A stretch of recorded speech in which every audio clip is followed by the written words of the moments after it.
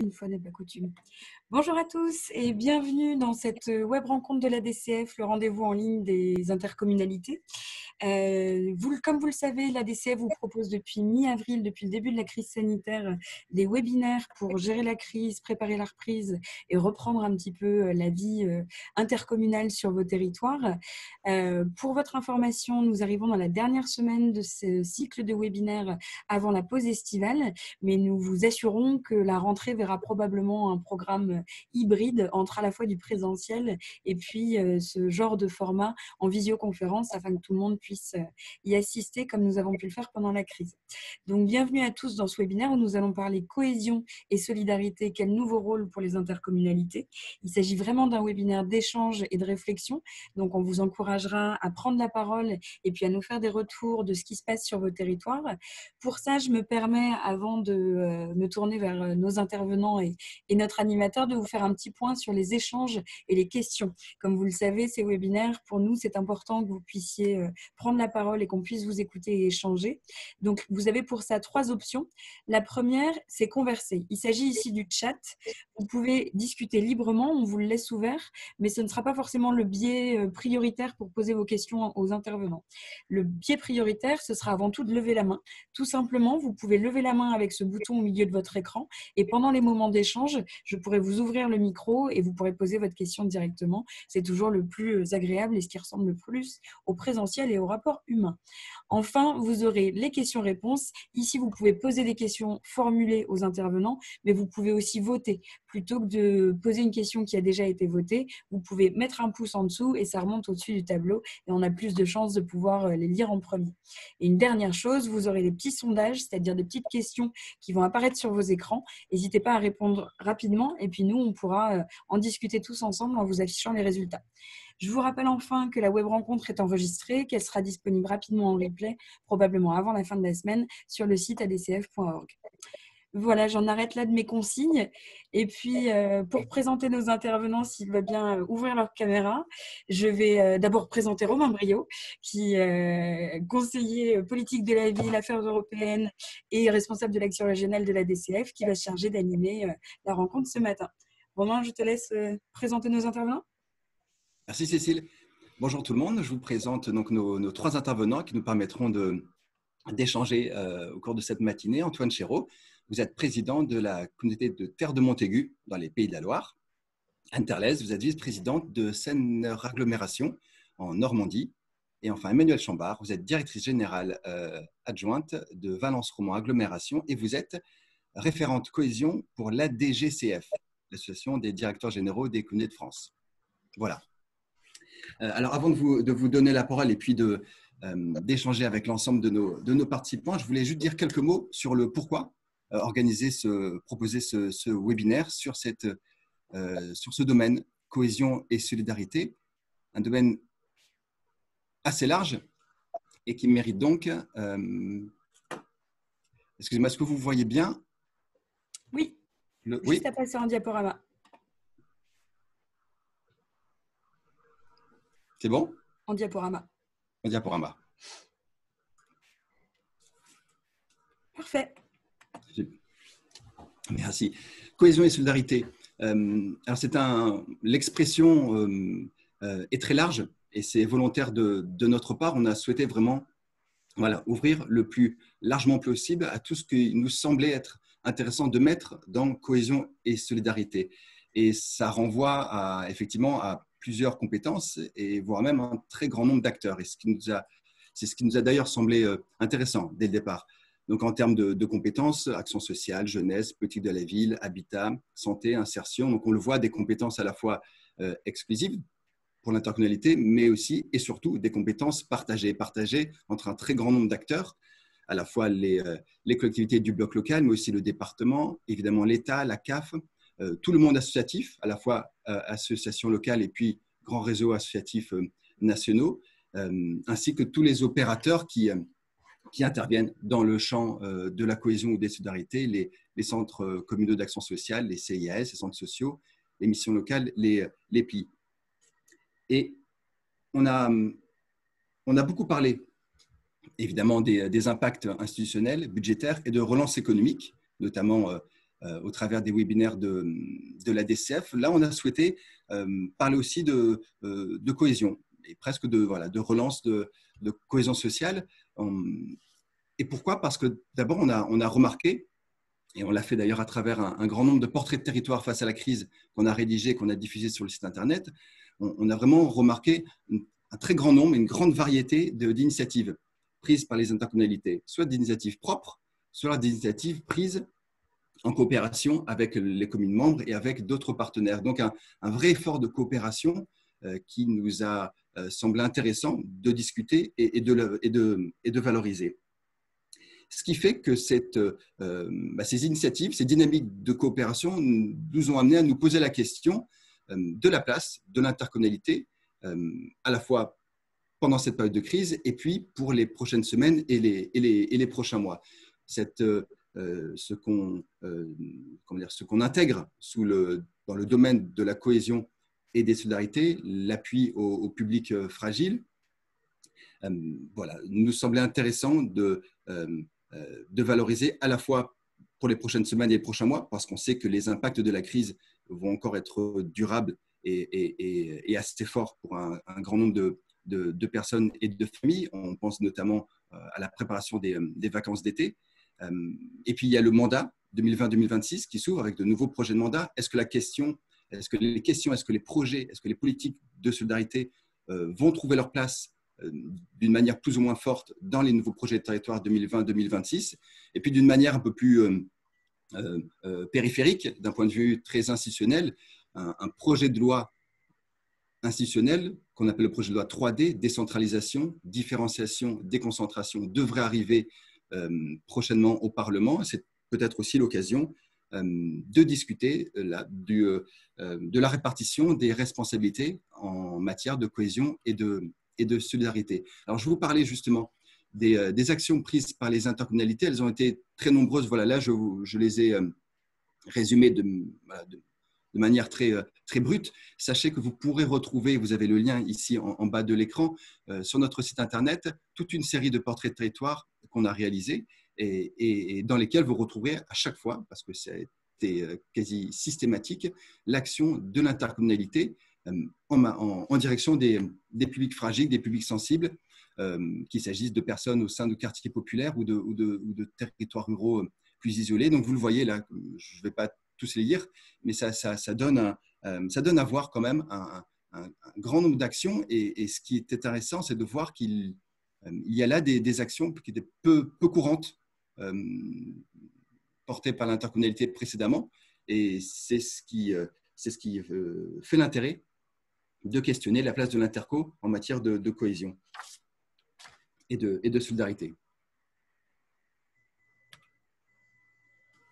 Et c'est justement cette variété d'initiatives qui nous pousse à nous poser la question de la place de l'interco. Alors voilà, là, très schématiquement, de manière même un peu scolaire, on a imaginé deux hypothèses de travail, une hypothèse plutôt haute, plutôt basse, sachant que fort probablement la réalité va se situer entre les deux, mais c'est vraiment pour lancer le débat. On sent bien que dans certains territoires, l'intercommunalité a été perçue, voire même a été promue comme porteuse d'une vision transversale.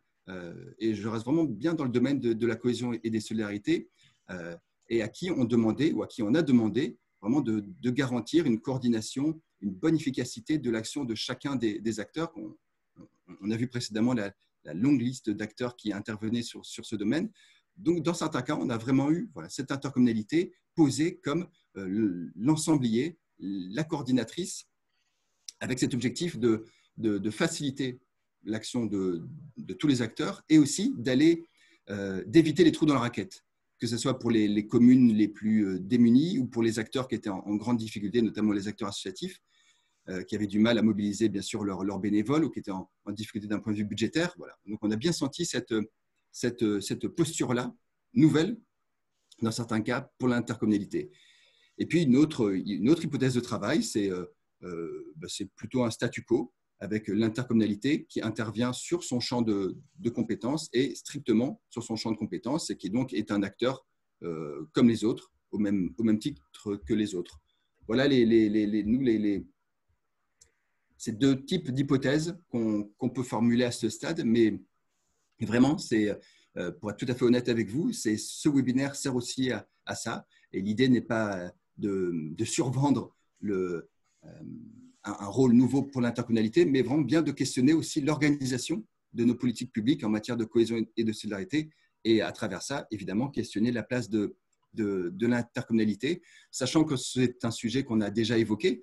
On l'a déjà évoqué dès 2015, lorsque la DCF a remis un rapport sur le développement social aux deux ministres en charge de ces questions à l'époque, et Antoine Chéreau était l'un des deux co-rapporteurs de ce rapport. Et puis depuis, on est intervenu sur des champs un peu plus connus pour nous, qui est la cohésion urbaine, l'habitat, et puis actuellement, la DCF, en partenariat avec France Urbaine, a contribué au Ségur de la santé sur les questions évidemment de santé. Ce sont quelques sujets que nous, on met sous l'étiquette cohésion et solidarité et qui montrent que on a déjà travaillé sur ce sujet, mais petit pas par petit pas.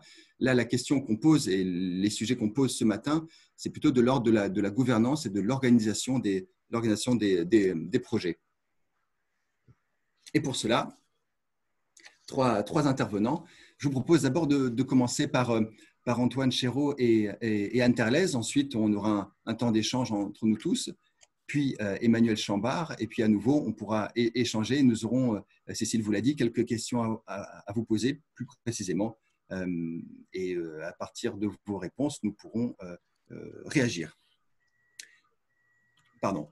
Antoine Chéreau, je vous propose de commencer par vous. On a discuté pendant la crise à l'échelle de Terre de Montaigu.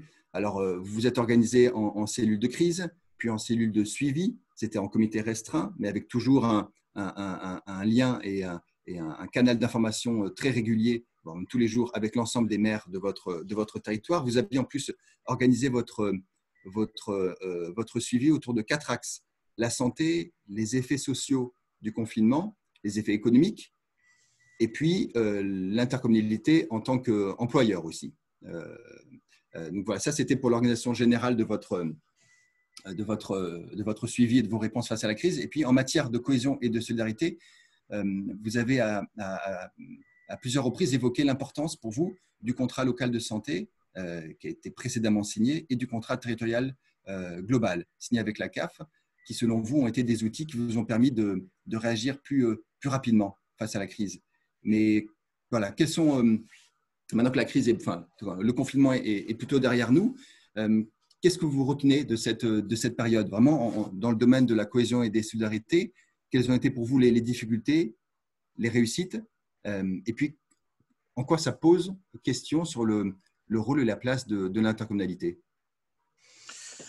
Bien, merci Romain. D'abord, je suis très très heureux de voir que nos échanges ont fait que l'organisation de Terre de Montaigu a été parfaitement comprise par Romain. Voilà. Donc quelques éléments de conclusion, enfin pas forcément de conclusion, mais de réflexion autour de la manière dont les choses ont pu se passer et surtout pour la suite. D'abord, Romain Briot l'a bien dit. Il se trouve que j'avais moi aussi bien lu le rapport qu'il a cité. Et qui disait finalement il faut arrêter de faire en sorte d'opposer communauté de communes par rapport aux communes, interco par rapport aux communes, interco par rapport aux départements en termes de compétences, mais plutôt de faire émerger la communauté comme le lieu de l'organisation, de l'assemblier, des différents acteurs qui sont tous légitimes sur un territoire donné. Autrement dit, faire de la communauté le spécialiste de son territoire. Plutôt que de faire de la communauté le spécialiste des politiques publiques qui peuvent être conduites sur le territoire. Alors parfois, elle peut être elle-même l'acteur, parfois les acteurs sont infra, c'est les communes, parfois ils sont à l'extérieur du territoire, c'est les administrations de l'État, voilà. Et donc c'est ainsi qu'on avait conçu le contrat local de santé, qui avait été l'occasion pour nous de réfléchir à cette articulation avec l'Agence régionale de santé notamment, sur le thème finalement, on ne va pas faire un contrat entre nous, on a besoin de médecins, donc on va faire des maisons de santé, et puis l'Agence régionale de santé, elle a besoin d'organiser des choses pour lutter contre la démographie médicale. On a dit finalement, on va mettre tout le monde autour de la table, autour des questions de prévention, autour des questions de réponses concrètes sur les questions de santé, et donc ça a donné un contrat local de santé qui était plutôt, vu de la communauté, le lieu de l'assemblage des différentes politiques et des différents acteurs, mais sur un territoire qui était très précis. Et à l'époque, la directrice de l'agence régionale avait accepté que notre CLS soit exactement sur le périmètre de la communauté pour qu'on n'ait pas d'effet en plus de coopération avec des territoires voisins, etc., pour vraiment aller jusqu'au bout de cette expérimentation-là. On a fait la même chose, Romain l'a dit, avec la CAF, en même temps, selon les mêmes principes, avec les mêmes objectifs de prévention et d'action. Et on a signé quelques années après une CTG, donc un contrat territorial global, sur les questions de petite enfance, mais vraiment exactement sur le même modèle. Ce qui fait que tout le monde se souvient le foutoir abominable qui a entraîné le début du confinement au milieu des élections municipales et les préoccupations que chacun avait pour faire en sorte qu'il fallait fermer les écoles, mais en même temps, il fallait trouver des solutions de garde pour les soignants, pour les enfants de soignants, etc., alors qu'on était en même temps amené à organiser le premier tour des élections.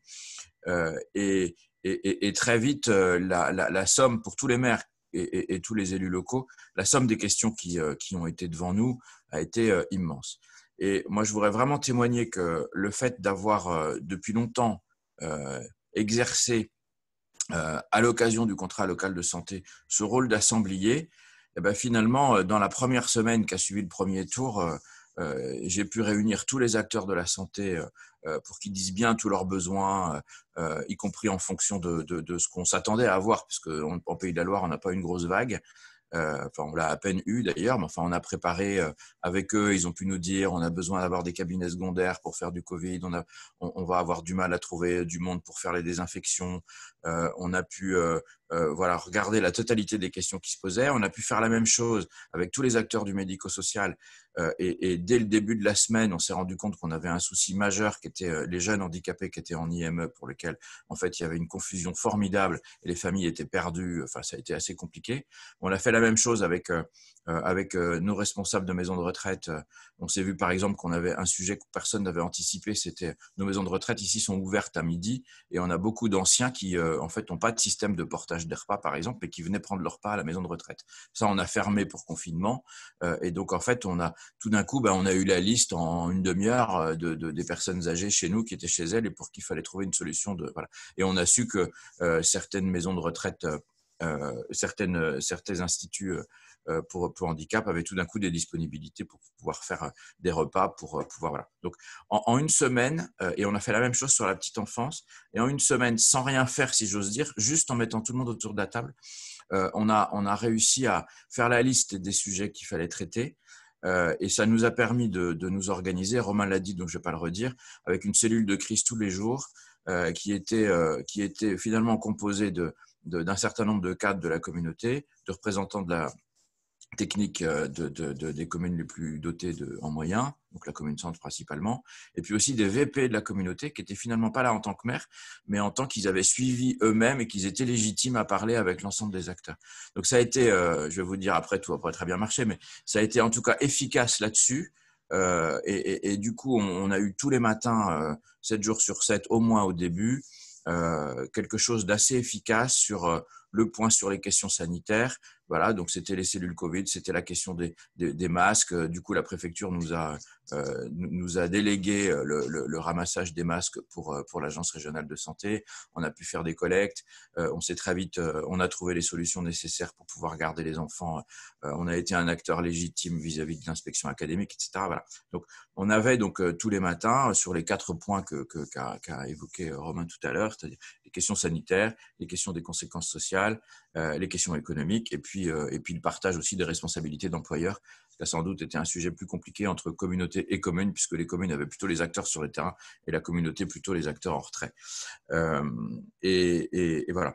Donc moi, je retiens de ça que le fait d'avoir sorti la communauté de la compétition avec ces communes ou avec les acteurs à l'extérieur en termes de compétences, mais l'avoir vraiment placé sur le champ de la responsabilité du territoire autant qu'il en est le spécialiste, c'est-à-dire qu'il est capable de dire là on n'a finalement pas de réponse mais c'est pas grave, là on n'a pas vu mais il n'y avait pas de réponse et il n'y a pas d'acteur donc il faut qu'on le fasse, ou là il y a des réponses mais il faut vraiment les coordonner entre une commune et une autre.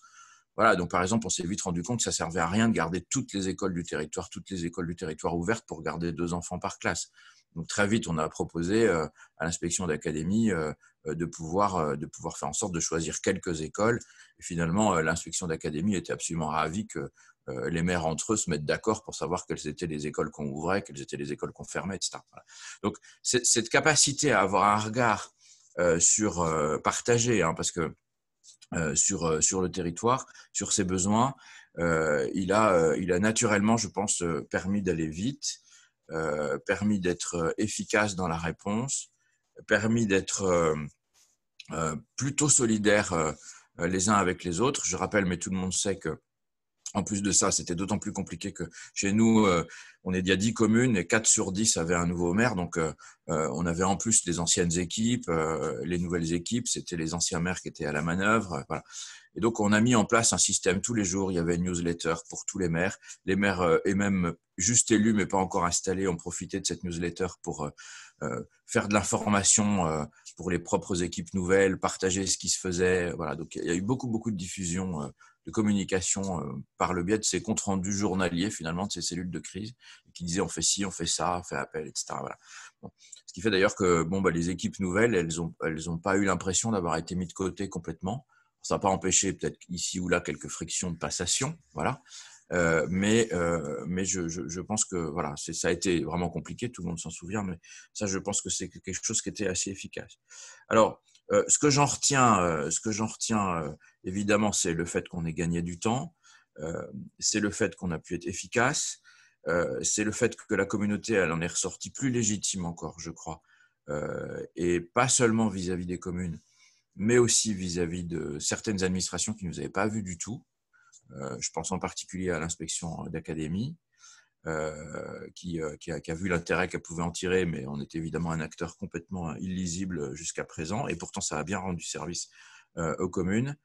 Et puis quand je parle de légitimité, c'est pas désincarné, ça a été aussi la légitimité des acteurs, des fonctionnaires territoriaux de la communauté, qui pouvaient être totalement inconnus de la part des DGS, par exemple, de certaines communes.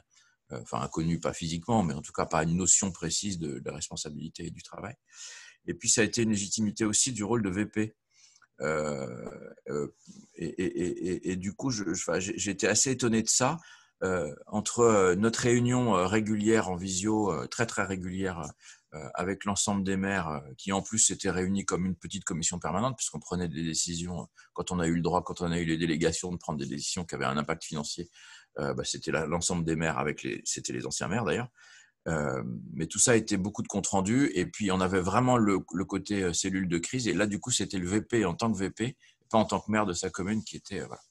Alors les limites de l'exercice ou plutôt ce qu'il a à mon sens montré, en tout cas chez nous, hein, je partage ça, peut-être que c'est pas partagé, mais c'est que c'est à la limite, la première limite, c'est que ça plus le confinement s'est allongé, plus ça a été difficile dans la relation, non pas avec les communes, mais dans le rôle de chacun. C'est-à-dire qu'au fur et à mesure, alors que la communauté, elle était très assemblière, elle est devenue actrice des trous dans la raquette, si j'ose dire, là où il n'y avait pas de réponse. Et pour les propres cadres de la communauté qui avaient toujours été plutôt les organisateurs, ceux qui travaillaient à long terme, qui ont été super efficaces pour mettre tous les acteurs autour de la table. Mais quand ils sont devenus acteurs eux-mêmes pour une part, la place de la politique ou du politique, c'est-à-dire l'attention de tel maire dans telle commune à ce que sa communication ne soit pas brouillée par un message communautaire, ou que la question de la réponse à apporter aux soignants pour ses enfants soit pas non plus prioritaire au moment où on a commencé à déconfiner par rapport aux besoins de la totalité de la population en matière de garde d'enfants. Donc, quand on a eu que du confinement, ça s'est bien passé, mais quand la vie normale a commencé à reprendre, forcément la vie communale est aussi revenue, et forcément le maire à venir, ou ancien ou à venir, a voulu aussi retrouver sa place comme acteur principal, avec des comptes à rendre à sa propre population. Et par exemple, même si je pense qu'on a été assez efficace en matière de fourniture de masques, d'achat, etc., ça a été opérationnel, mais les communes ont été super efficaces pour les distribuer. Et quand on était en confinement pur, le rôle était très clair. Quand il y a une partie de la population qui était déconfinée et l'autre partie qui était encore chez elle, voilà. Et assez curieusement, c'est pour les cadres de la communauté que ce positionnement a été assez compliqué, parce qu'ils ont vécu une période finalement opérationnelle de grande confiance pendant la période de la crise, où on leur disait allez-y, allez-y, alors qu'à l'habitude à la communauté, enfin on sait tout ça, c'est beaucoup plus long pour prendre des décisions parce qu'il faut mettre tout le monde d'accord, etc. Là, on allait très vite, donc il y a eu un goût qui a été pris, et pour autant, voilà, la politique a repris ses droits. Et donc, il y a eu quand même, et il y a encore, je crois, un recalage sur finalement la place du politique à la communauté. Voilà. Donc, moi, je trouve ça très intéressant là-dessus. Je pense qu'il y a beaucoup de leçons à en tirer, mais et ça vaut presque plus pour nos équipes de fonctionnaires, de cadres, qui ont été vraiment merveilleux, que pour les élus eux-mêmes. Voilà, j'ai un tout petit peu dépassé mon temps, Romain. Mais voilà pour l'essentiel de ce que je voulais partager avec vous. Merci beaucoup, Antoine. On pourra revenir sur certains éléments que vous nous avez partagés. Justement, intéressant de vous écouter à Interlèse. Je le rappelle, vous êtes élu à Louviers, ville-centre de la communauté de Senneur Agglomération, dans laquelle vous êtes vice-présidente. Il y a aussi un portrait de territoire de votre intercommunalité sur notre site. Et vous nous aviez à l'époque beaucoup parlé de l'effort de communication à faire, à la fois en direction des communes, mais aussi et surtout en direction des habitants et des citoyens. Et vous aviez aussi souligné l'importance de l'ingénierie, de l'expertise qui est développée à l'intercommunalité et qui peut venir en appui des communes et des acteurs associatifs. Et vous aussi, d'ailleurs, vous notiez l'importance dans cette période-là du contrat local de santé. Voilà, pour quelques éléments mais j'imagine qu'en plus, il y a peut-être certains éléments d'Antoine sur lesquels vous voulez, voilà, qui vous font réagir, donc je vous en prie, Anne. Merci Romain, bonjour à tous. L'élément qui me fait réagir dans ce qu'a dit Antoine, en tout cas, c'est une formulation que je trouve juste, à laquelle je n'avais jamais pensé, mais qui est faire de la communauté l'expert de son territoire, voilà, pour dire à quel point on peut agir et en trouvant cette complémentarité entre intercommunalité et commune. Et j'aime beaucoup cette formule, faire de la communauté l'expert de son territoire. C'est très juste et ça a été très juste pendant ce confinement. Moi, j'aborderai l'expérience que j'ai de cette crise sanitaire, à la fois sur la période de confinement, mais également sur la période de déconfinement. Antoine l'a souligné aussi, la synchronisation, voilà, le retour à la vie normale a été probablement plus difficile encore à manager que le confinement en tant que tel. Un peu en 3 points, un peu les forces en fait qu'on a pu constater, les faiblesses. Et parfois, certaines thématiques sont à la fois dans l'une et dans l'autre. On avait des dispositifs qui étaient opérationnels, mais on s'est rendu compte aussi qu'on ne les avait peut-être pas développés à la hauteur des enjeux qu'on a pu constater. Et puis un peu les bonnes surprises, parce que je crois, et je pense que tout le monde peut en témoigner, il faut qu'on capitalise en fait sur les initiatives qui ont pu se mettre en place dans nos territoires et qui devraient en tout cas nous permettre d'aller plus loin. Effectivement, moi j'ai trouvé que le rôle de coordination de l'agglomération avait été absolument prépondérant, à la fois pour coordonner les acteurs, pallier les trous dans la raquette. Et moi, ce qui m'a ravie à titre personnel, c'est que je porte 2 délégations à l'agglomération, la politique de la ville, toutes les politiques de solidarité, avec la politique de la ville, l'ANRU, le contrat local de santé, etc. Et puis la transition énergétique, et que, en particulier sur ces politiques de solidarité qui sont finalement peu visibles parce que dans le budget de l'agglo, finalement, elles prennent assez peu d'argent, enfin, elles sont finalement peu coûteuses. C'est elles qui ont, en l'espèce, été mises à l'honneur parce qu'elles ont été absolument indispensables pendant cette période de crise sanitaire. Et donc, elles ont pu être très visibles. Et puis, alors, il y a ces politiques-là sur les délégations que je porte, mais il y a aussi tout le service du quotidien assuré par nos services, et ça c'est valable pour toutes les intercommunalités, qui sont finalement assez peu visibles par les habitants.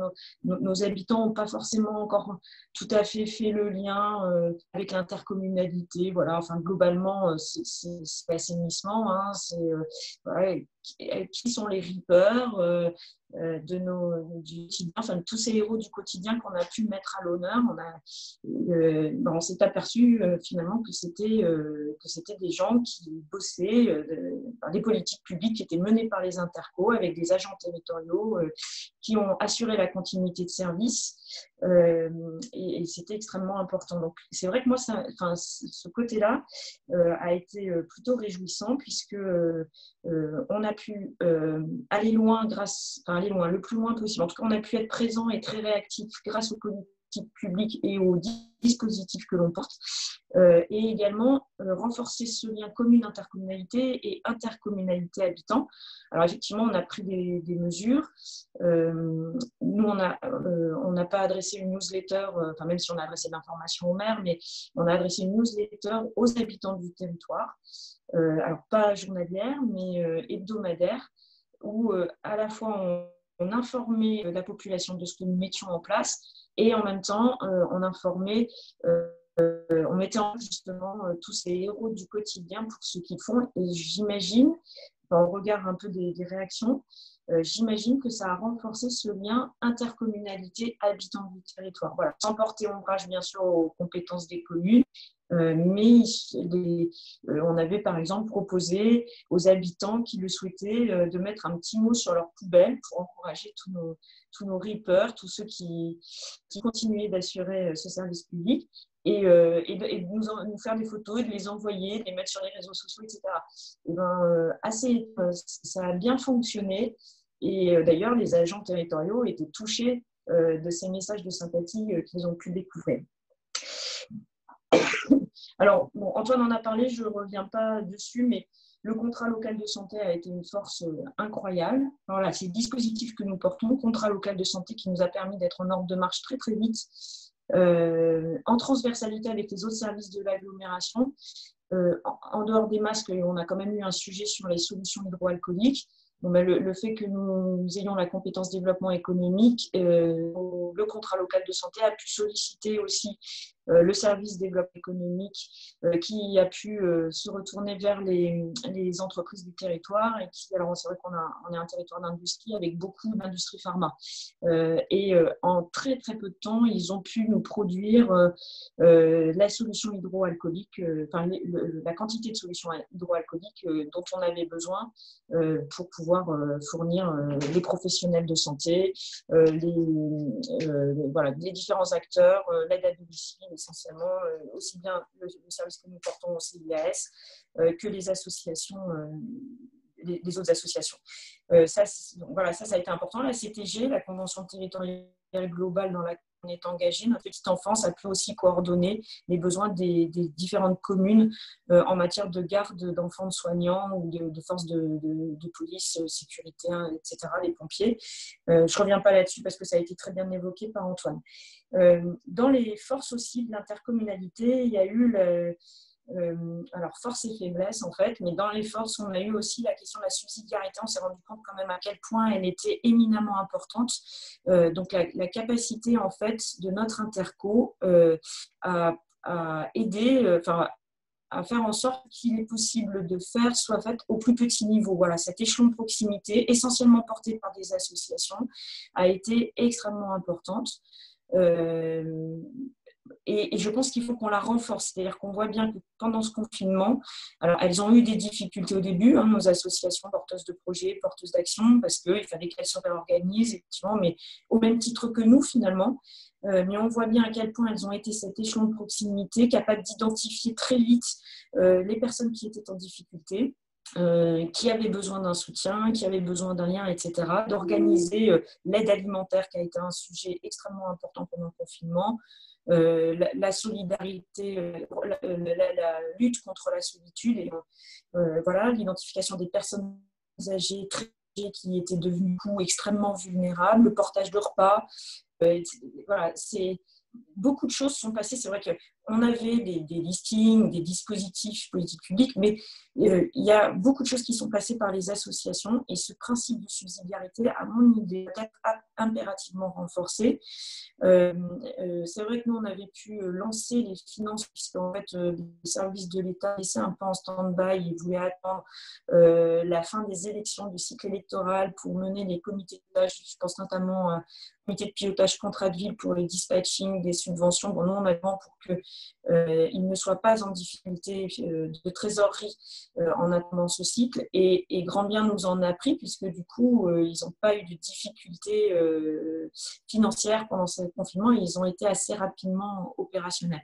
Et je pense, parce qu'il y a quand même quelques études qui montrent que, par exemple, sur ces financements, les collectivités ont tendance à en capter une part de plus en plus grande. Et alors, je ne sais pas, après, il faut que ce soit partagé, mais on a vu ça sur pas mal de territoires. Moi, j'ai benchmarké pas mal de territoires. Je pense aux communes et même à l'intercommunalité. Il y a une petite tendance là à capter ces financements d'État pour notre dispositif. Et je pense qu'il faut qu'on soit attentif à l'avenir, à faire en sorte que ce soit bien, que ce principe de subsidiarité s'applique, que nos associations soient bien présentes.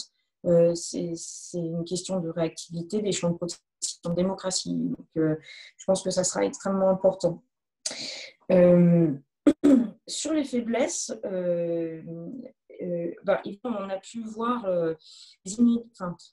il y a eu un coup de projecteur, bien sûr, sur les inégalités territoriales en matière d'habitat, en matière d'accès aux soins, en matière d'accès aux droits, les personnes âgées et isolées. Un mot quand même sur les aidants familiaux qui se sont retrouvés en très grande difficulté. Alors peut-être pas au tout début, mais plus le confinement durait et plus la souffrance des aidants familiaux est devenue très importante. Moi, j'ai reçu beaucoup en permanence des parents ou d'enfants, des parents au sens large du terme en fait, qui m'ont décrit leur souffrance et qui sont d'ailleurs sortis exténués avec un besoin de soutien moral très fort. Sur la santé mentale, alors là, pour moi, c'est une des faiblesses, extrêmement importantes. La santé pour les personnes souffrant de troubles mentaux, le confinement a été une catastrophe. D'ailleurs, nous, on avait mis en place très rapidement une cellule d'écoute psychologique. On n'a pas informé directement la population, les habitants de ça, mais par contre, tous les prescripteurs l'étaient, donc travailleurs sociaux, les bailleurs sociaux, etc., et les associations, bien sûr. Ça a très bien fonctionné. Mais au sortir de cette crise, on voit bien sur la santé, c'est une question régalienne de l'État, mais c'est aussi une question, je pense qu'il va y avoir une montée de puissance nécessaire des contrats locaux de santé, en plus de nos CLS, de nos contrats locaux de santé classiques. Dans les faiblesses, moi je note, comme Antoine, la difficulté en fait population entre les collectivités et spécifiquement avec les départements. Je vais aller presque un petit peu plus loin. Moi j'ai trouvé que les départements, en tout cas sur la phase aiguë, étaient quand même très absents. Notamment dans le soutien qu'ils auraient pu ou dû apporter aux structures d'aide à domicile. Et très clairement, c'est quand même l'Interco là, qui a fait des trous dans la raquette. Je pense que c'est vrai sur mon territoire, mais c'est vrai sur d'autres territoires. Puis dans les faiblesses, démocratie. J'ai vu tout à l'heure qu'un des participants posait la question justement d'avoir vivre cette démocratie dans les prises de décision, etc. C'était très compliqué, bien sûr. Nous, on s'est attaché en fait à assurer la proximité, à faire en sorte que ce confinement ne pas abîmer le lien d'unité entre les élus et les habitants à la commune. Je pense que la plupart d'ailleurs des communes ont fait la même chose, donc par des Facebook Live, tous les moyens modernes qu'on a à notre disposition. Pour autant, je ne peux pas ne dire un mot des résultats électoraux, enfin pas des résultats en tant que tels, mais du taux de participation au premier tour, mais du taux de participation aux élections municipales du second tour. Et même si parfois à certains endroits, il est un peu remonté entre le premier et le second tour, il est quand même extrêmement faible, y compris dans des grands centres urbains où d'habitude, il est meilleur qu'ailleurs, quoi. Et cette élection municipale, elle concerne, les Français se sentent très concernés par deux élections, l'élection municipale et l'élection présidentielle. Donc là, on était sur une de ces deux élections. Et je ne pense pas qu'on puisse tout imputer quand même à la crise du Covid et à la crainte du Covid. On voit bien quand même que la vie reprend ses droits un peu partout. On va faire ses courses, on réinvite les parcs. Donc, je ne crois pas que ce déficit de participation au scrutin puisse s'expliquer que par la crise sanitaire. Je pense que cette crise, elle met en lumière en plus la difficulté qu'on a de citoyenneté et d'exercice de la citoyenneté de nos concitoyens. Il va falloir vraiment, il faut qu'on se penche là-dessus avec différentes mesures. Après, bon, on peut chercher à la tous ensemble, hein, mais il faut qu'on travaille sur ce. Et puis, une surprise, pour moi, c'est quand même le respect du confinement, y compris de la ville, alors que les gens sont quand même logés toujours facile, hein, avec évidemment dans du collectif, des appartements, de petites surfaces parfois. Je pense que la très grande majorité des Français, y compris quand ils sont logés dans des conditions qui ont respecté ce confinement, et ça s'est bien passé. On n'a pas eu d'agitation. Il y en a eu un peu d'agitation dans les quartiers, mais finalement assez peu. Et ça, c'est je pense que ça, il faut qu'on capitalise là-dessus. Et puis, pour moi, une chose très importante, ça a renforcé le lien commune-intercommunauté, mais aussi les coopérations avec nos partenaires. Et une des très bonnes choses, ça a été aussi, mais on en reparlera un petit peu après avec le Ségur de la santé, c'est qu'on est passé à cette des choses qui étaient très compliquées jusqu'à maintenant, et notamment le lien ville-hôpital, c'est-à-dire la coopération entre les hôpitaux et la médecine rurale et les professionnels de santé paramédicaux. Et là, il y a eu, mais c'est fait loi, bien sûr, et on a eu une obligation en fait, de dépasser ces clivages. Et je pense que là, obligatoirement, ça va apporter des fruits parce qu'il y a des choses très, très belles qui se sont passées avec des professionnels de santé, des libéraux qui se sont mis à disposition des hôpitaux ou des dispositifs SAMU, par exemple, avec des permanences qui ont été assurées. Il y a eu il y a eu plein de belles choses qui se sont faites et on a bien vu à quel point la question des territoires et de l'adéquation en fait entre les territoires des hôpitaux et les territoires communautaires, ou en tout cas ceux des communes professionnelles de santé était important, et il faut qu'on continue de travailler là-dessus. Globalement. Et alors, dans la démocratie, il y a un point que j'ai oublié d'aborder qui est la gouvernance par communalité, et je finirai par là. Évidemment qu'il y a eu du lien entre les élus pendant cet épisode. Antoine a donné un très bel exemple de ce qui a pu se faire et c'est bienvenu, mais il y a eu aussi quand même ces pleins pouvoirs qui étaient nécessaires. L'état d'urgence a donné les pleins pouvoirs aux exécutifs, au président ou au maire d'ailleurs, le président des exécutifs, et c'était nécessaire, il fallait le faire. Mais j'attire attention quand même sur le fait que ça a pu aussi mettre à mal la communication entre élus, le partage des décisions, l'information, le partage des décisions sur des questions qui finalement étaient très politiques. Je pense qu'il faut en tout cas, je pense que ça témoigne du besoin absolu de travailler sur nos instances de gouvernance. Alors, la DCF a toujours prôné la conférence des maires, et c'est ce qui se fait dans beaucoup d'intercommunalités, dans les 3/4, me semble-t-il. Mais il faut qu'on soit très attentif encore à ça pour que ça fonctionne encore mieux, parce que même là où ça fonctionnait bien, il y a la en fait, de décider un peu plus seule, surtout en période de confinement dans son bureau, était grande et qu'elle a pu laisser des traces. Donc, sûrement qu'on travaille aussi sur nos instances de gouvernance. Voilà ce que je voulais dire. Merci à tous. Merci Anne. Cécile? Oui, je suis toujours là. Est-ce qu'il y a des demandes de prise de parole? Alors, on n'en a pas proposé, mais on va le faire. Si vous voulez lever la main, n'hésitez surtout pas. Vous avez un petit bouton au milieu de votre écran à ce stade des échanges. Alors, on a Antoine Anderson qui lève la main, qui était notamment la personne qui avait posé la question sur la gouvernance. Donc, je vais vous permettre de parler. Si vous activez votre micro, on devrait vous entendre. On m'entend? Tout à fait. Oui, alors, j'ai apprécié les interventions d'Antoine et de Anne Terlez.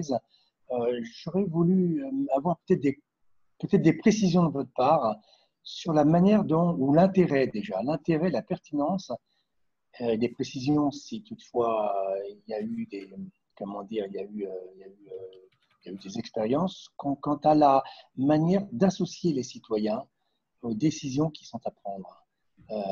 Alors, ça n'a pas toujours été le cas avec évidemment les élus qui avaient plein pouvoir et, comme disait Anne-Terlez, ça a peut-être mis à mal, même beaucoup certainement, des relations par ailleurs, mais peut-être pour la sortie de confinement, sur le coup, est-ce que c'est pertinent à ce que les citoyens soient associés sous une forme qui reste à inventer ou à imaginer, qui peut être différenciée selon les territoires, mais pensez-vous que ce soit une bonne piste?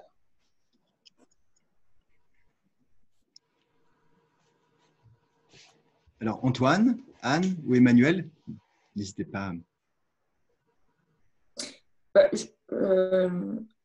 Antoine, il faudra que tu aies le micro. Je commence et pour moi, vraiment, on a un grave problème de démocratie et d'exercice de la l'exercice de la citoyenneté dans notre pays. On a un grave problème sur l'articulation entre démocratie représentative et démocratie participative. Moi, je pense qu'il faut qu'elles se nourrissent. Voilà. On ne peut pas remettre en cause la démocratie représentative du pays aujourd'hui et on peut penser que les élus, une fois qu'ils sont élus, décident tout seuls dans leur bureau. Après, j'ai pas de solution. J'expérimente les conseils citoyens, les conseils de quartier, les réunions publiques qui associent, qui proposent à nos concitoyens de venir, quand on a des grands projets structurants, donner leur avis sur ce projet, etc. Je vois toutes les limites de l'exercice. Je trouve ça très compliqué, mais un peu à l'instar national de la Convention citoyenne, par exemple, on voit la difficulté. Mais il faut qu'on... Alors après, il y a des élus quand même qui ont mené des expérimentations. Je pense à Joe Spiegel qui a fait des choses assez extraordinaires. J'ai pas de solution, mais je pense qu'il faut absolument qu'on trouve cette manière d'associer nos concitoyens de façon régulière. Et après, pour moi, quand même, il y a un sujet sur l'éducation populaire. L'éducation à la citoyenneté qui passe souvent par l'éducation populaire, qu'on a quand même un peu sabordé pendant, je pense que dans les 30 dernières années, on n'a pas accordé l'attention qu'on devait accorder à ces mouvements-là, à ces associations, et qu'on en paye le prix aujourd'hui, et que même si on réinvestit, on va devoir réinvestir dans l'éducation populaire. Je ne vois pas comment on pourrait s'exonérer de ça. Il faudra 30 ans, 40 ans, peut-être même plus, pour en avoir les bénéfices. Mais voilà, du coup, je ne réponds pas tout à fait à la question, mais je suis convaincue du sujet, mais je n'ai pas la recette. Peut-être qu'Antoine a expérimenté des choses sur son territoire et peut nous en faire part. Non, j'ai les mêmes interrogations, donc je partage ce que tu as dit absolument. Peut-être donner deux éléments quand même. D'abord, je pense que c'est un peu trop tôt pour analyser. On voit bien que nos concitoyens, ils ont vécu quand même très différemment aussi selon leur métier, selon leur caractère, selon leur tempérament, selon leur habitat, selon leur capacité à être autonome ou à dépendre de la société cette période-là. Moi, je constate quand même plutôt aujourd'hui que il y a une part plus grande de notre population qui s'est repliée, voilà, sur ses intérêts personnels, sur ses peurs, sur voilà. Donc ça facilite pas les choses du tout. Et donc, je ne sais pas combien de temps ça durera. On voit bien, par exemple, que même pour analyser avec pertinence la réelle quantité de décrocheurs scolaires, par exemple, c'est quelque chose qu'on n'arrive pas à faire, quoi. Voilà. C'est-à-dire qu'on n'arrive même pas à avoir des retours quantifiés sur la réalité ici ou là de telles problématiques sociales ou sociétales qu'on a pu constater. Voilà. Donc voilà. La deuxième chose que je voulais dire, donc c'est pas une réponse, hein, mais enfin, en tout cas c'est un constat qui est inquiétant aussi pour la suite. Et je vais vous dire une chose un peu en boutade, mais même maintenant qu'on a refait des conseils municipaux ou des conseils communautaires en boutade, comme on est toujours coincé dans des logiques sanitaires, on est dans des grandes salles, on est loin les uns des autres, il n'y a pas un coup à boire après, qui sont quand même des lieux de convivialité où il y a beaucoup d'informations qui passent, qui changent, où on peut faire remonter des problématiques de terrain, etc. Il n'y a pas seulement l'information, comment le citoyen la donne, comment il participe, etc., mais il y a aussi comment l'élu la reçoit. On a plus ces lieux de discussion, d'analyse, voilà. On a des visios, voilà. Donc voilà, donc il y a ce qui est conjoncturel, et puisque ça relève du fond d'une forme de repli. Donc ça, c'est une première chose. Je pense qu'il faut qu'on soit très attentif. Et si on n'est pas attentif à la manière dont les choses ont vraiment été vécues et comment on en sort, après, on ne pourra pas trouver des solutions à faire participer à nos citoyens où on aura, comme trop souvent malheureusement, ceux qui ont envie de gueuler, qui font partie qui réclament de la démocratie participative, mais qui en fait, c'est pas forcément de la démocratie participative. Puis un deuxième sujet, moi, qui nous a beaucoup tracassé, c'est qu'on a eu malheureusement aussi le repli de notre grand journal Ouest France. Et qu'on a perdu par là, puisqu'ils avaient réuni les éditions, etc., et qu'on n'avait même plus d'outils d'information directe par la presse, de choses aussi pratiques que où sont les cabinets Covid, où sont, voilà. Donc, on a développé, nous, beaucoup les informations par réseaux sociaux. Ça a très bien marché, mais sauf qu'on sait très bien que ça ne touche qu'une partie. Et on a même été amené à éditer des documents. Alors, ça nous a posé beaucoup de questions, mais heureusement, toutes les élections municipales étaient conclusives chez nous dès le premier tour, donc on n'a pas eu de problème de compte de campagne. Mais on a fini par faire des feuilles de chou papier pour qu'elles puissent être lues par tout le monde, distribuer nous-mêmes dans les boîtes aux lettres pour faire en sorte que même l'information de base passe, quoi. Voilà. Donc, voilà, au-delà de ce que disait Anne, que je partage aussi, on a aussi perdu dans la période la manière de faire remonter l'information, mais aussi la manière de la faire descendre. Voilà. Et donc, je pense que cette question-là, elle est vraiment profonde et si on veut pouvoir relier, renouer un lien entre nos habitants et l'action publique, il y a un boulot gigantesque à faire, qui est pire qu'avant. Merci, Antoine. Cécile, peut-être qu'on peut poser les deux premières questions qu'on avait prévues, Oui. Histoire d'avoir peut-être un retour un peu général des participants. Tout à fait. Alors, je vous lis la première question, parce qu'elle n'apparaîtra pas en vidéo, mais que vous voyez s'afficher sur votre écran. On se posait la question, considériez-vous que la crise du Covid-19 a amélioré les partenariats entre acteurs, entre collectivités, l'État, opérateurs, associations, n'a pas modifié ces partenariats entre acteurs ou a abîmé les partenariats entre acteurs? Donc, est-ce que, selon vous, quel est l'impact du Covid-19 qu'il a pu avoir, en tout cas, sur les relations entre acteurs? On va regarder un petit peu les réponses, les gens se positionner. Toujours ce suspense où il n'y a que moi qui connais ce résultat.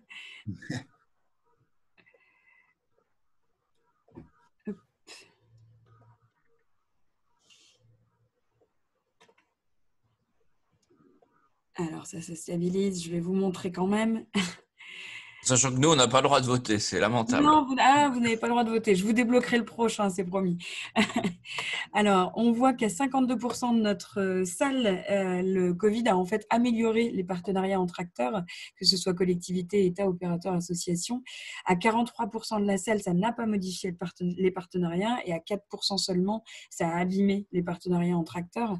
Alors, n'hésitez pas à lever la main si vous voulez nous parler un petit peu de ces résultats, de comment vous avez répondu et pourquoi, selon vous, ça a notamment amélioré les partenariats. Est-ce que, Romain, tu souhaites qu'on lance la deuxième question peut-être? Ben oui, comme ça. Et puis, peut-être qu'on pourra commenter les deux. La deuxième question est plus centrée sur le rôle de l'intercommunalité. Tout à fait. Alors, la deuxième question, je vous la lis également. Selon vous, l'intercommunalité a-t-elle trouvé sa place et sa plus-value comme la première, c'est ensemblier des actions de chaque partenaire sur son territoire. La deuxième, c'est maître d'ouvrage des actions relevant strictement donc, de ses compétences. Troisième, c'était un acteur de second rang qui n'est intervenu que sur des champs à la périphérie de la cohésion et des solidarités. Ou alors autre, et à ce moment-là, je vous inviterai bien évidemment à nous en parler. Et puis effectivement, nos panélistes ne pouvant pas voter, ils auront le droit de nous témoigner de ça à l'oral également.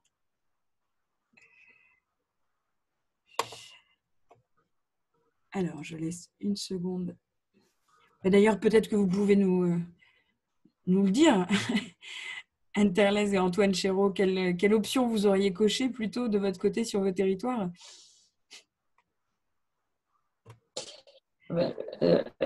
Vu nos interventions, je pense Antoine, je suis tout contrôle, mais je pense qu'on est plutôt sur la réponse. On a fait preuve, on a été capable de jouer ce rôle de coordination et d'ensemblier.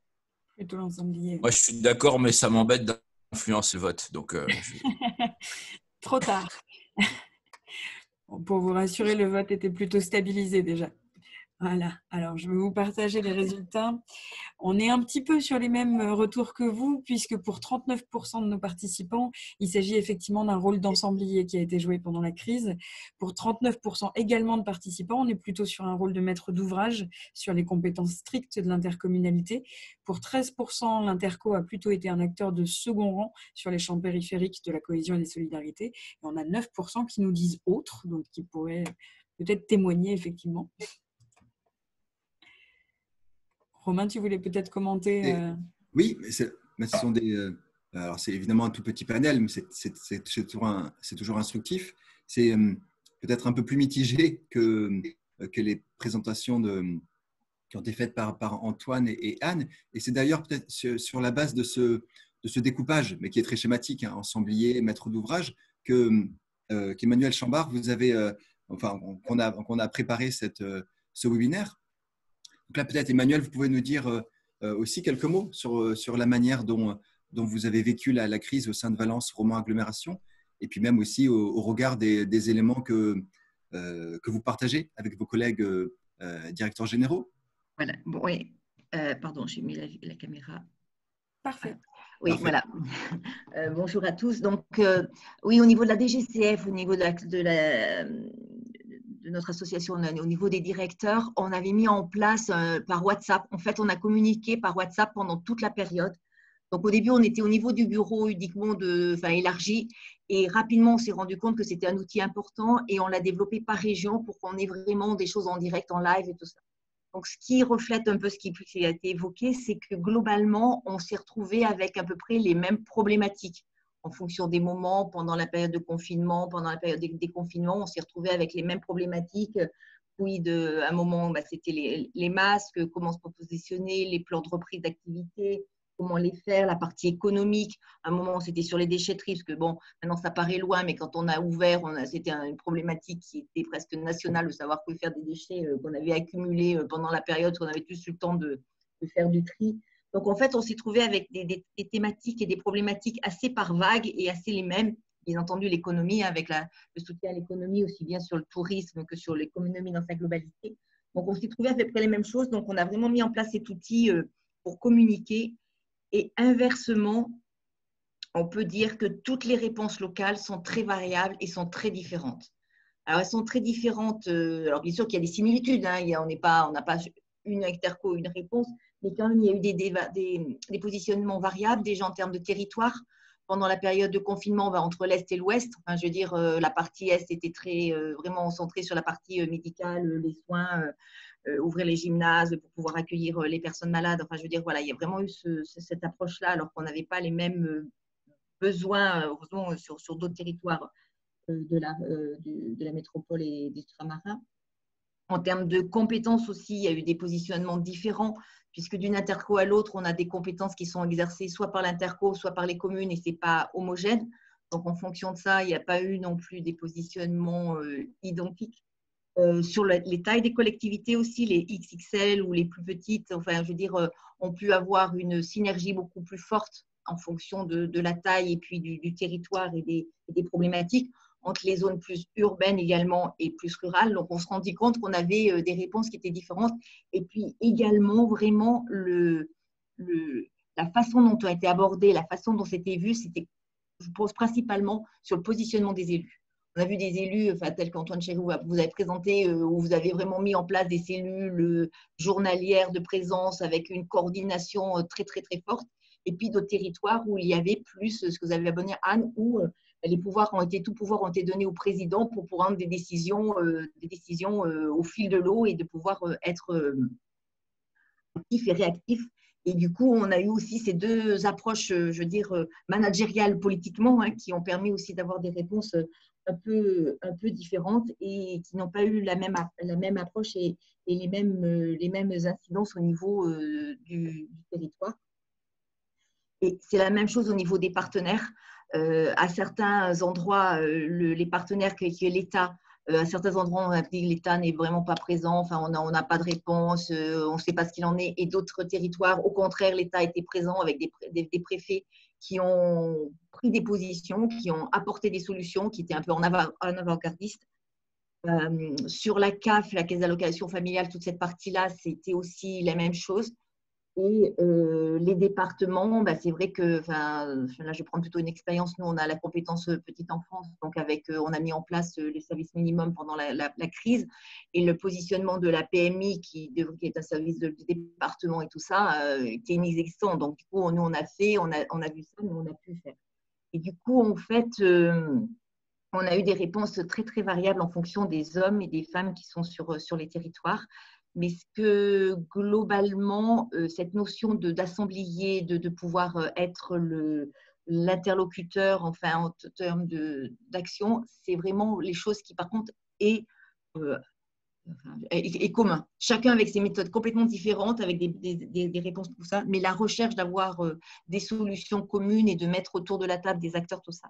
Et on peut se rendre compte que les territoires qui avaient travaillé en amont, c'est-à-dire qui avaient mis ce que vous avez abordé, soit les contrats locaux de santé, soit déjà mis avec les CAF, les CTG, les contrats territoriaux globaux en amont, avaient déjà créé cette synergie, enfin, cette modalité de fonctionnement et de relations sur le territoire, de pouvoir mieux répondre. Et du coup, si on revient aux deux questions que vous aviez posées, Romain, en début, en te disant est-ce que l'interco demain, c'est sur ses compétences, sur son champ, voilà, tout ça, ou est-ce qu'on est plutôt sur un assemblier? Je pense que les réponses sont assez, du sondage sont moite-moite. Enfin, je veux dire, c'est un peu assemblier, mais ce n'est pas si net que ça. Donc, je pense que ça dépend vraiment des territoires. Mais au vu de l'expérience qu'on peut avoir au travers du réseau qu'on peut voir, dès qu'il y a eu des assembliers, il y a eu des solutions qui ont été apportées de façon plus globale et plus pérenne. Donc, ça me paraît quelque chose d'assez intéressant. Je ne suis pas sur les compétences, le transfert de compétences, vous ne l'avez pas mis, mais je pense que ce n'est pas forcément des sujets qui sont bien d'actualité. On a vécu pendant des années sur ces transferts de compétences, mais aujourd'hui, c'est plutôt comment on travaille les uns avec les autres, avec les compétences que l'on a sur notre territoire. Bien sûr, il y a toujours des choses à la marge qui pourront évoluer, mais je ne pense pas que ça soit le cœur des attentes des uns et des autres. Mais c'est plutôt qu'on soit la coordinatrice des actions sur les territoires en fonction de la composition des communes et des intercos en termes de compétences sur ce point-là. Quant aux citoyens, objectivement, même dans tous les échanges qu'on a pu voir, sur cette période-là, tout le monde a œuvré pour le citoyen, mais ne l'a pas mis au cœur des décisions. Je veux dire, voilà, parce que c'était vraiment le souci d'apporter des solutions sanitaires, des solutions service. Après, dès qu'on a fait le déconfinement, comment faire d'accompagnement des enfants, des familles, des professionnels pendant la période de confinement. Mais le citoyen en tant que lui-même n'a pas été associé. Et je n'ai pas vu d'expérience. J'ai essayé de réfléchir à tous les échanges qu'on n'a pas eus. Je n'ai pas eu d'expérience où le citoyen a été mis dans cette phase-là. C'était notre objectif de travailler pour eux, mais pas associé à ces décisions. Voilà. Un peu le champ que je voulais partager et au vu de ce que j'en ai pu échanger et entendre préalablement à mon intervention. Merci Emmanuel. Mais justement, vous avez cité un peu la liste des compétences et vous posez la question du transfert de compétences ou pas, ou plutôt être plutôt sur l'aspect de gouvernance des politiques publiques. Et justement, on avait une question à vous poser justement à ce sujet. C'est la troisième question.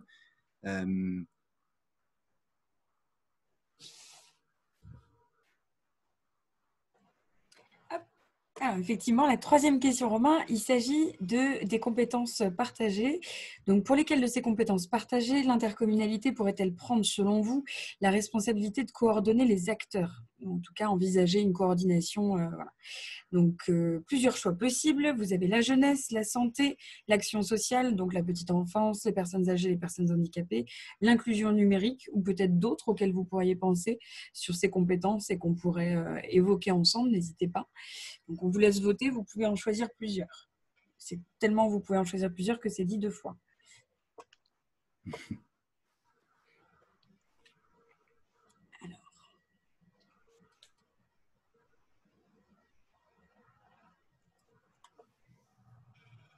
C'est la course à la compétence.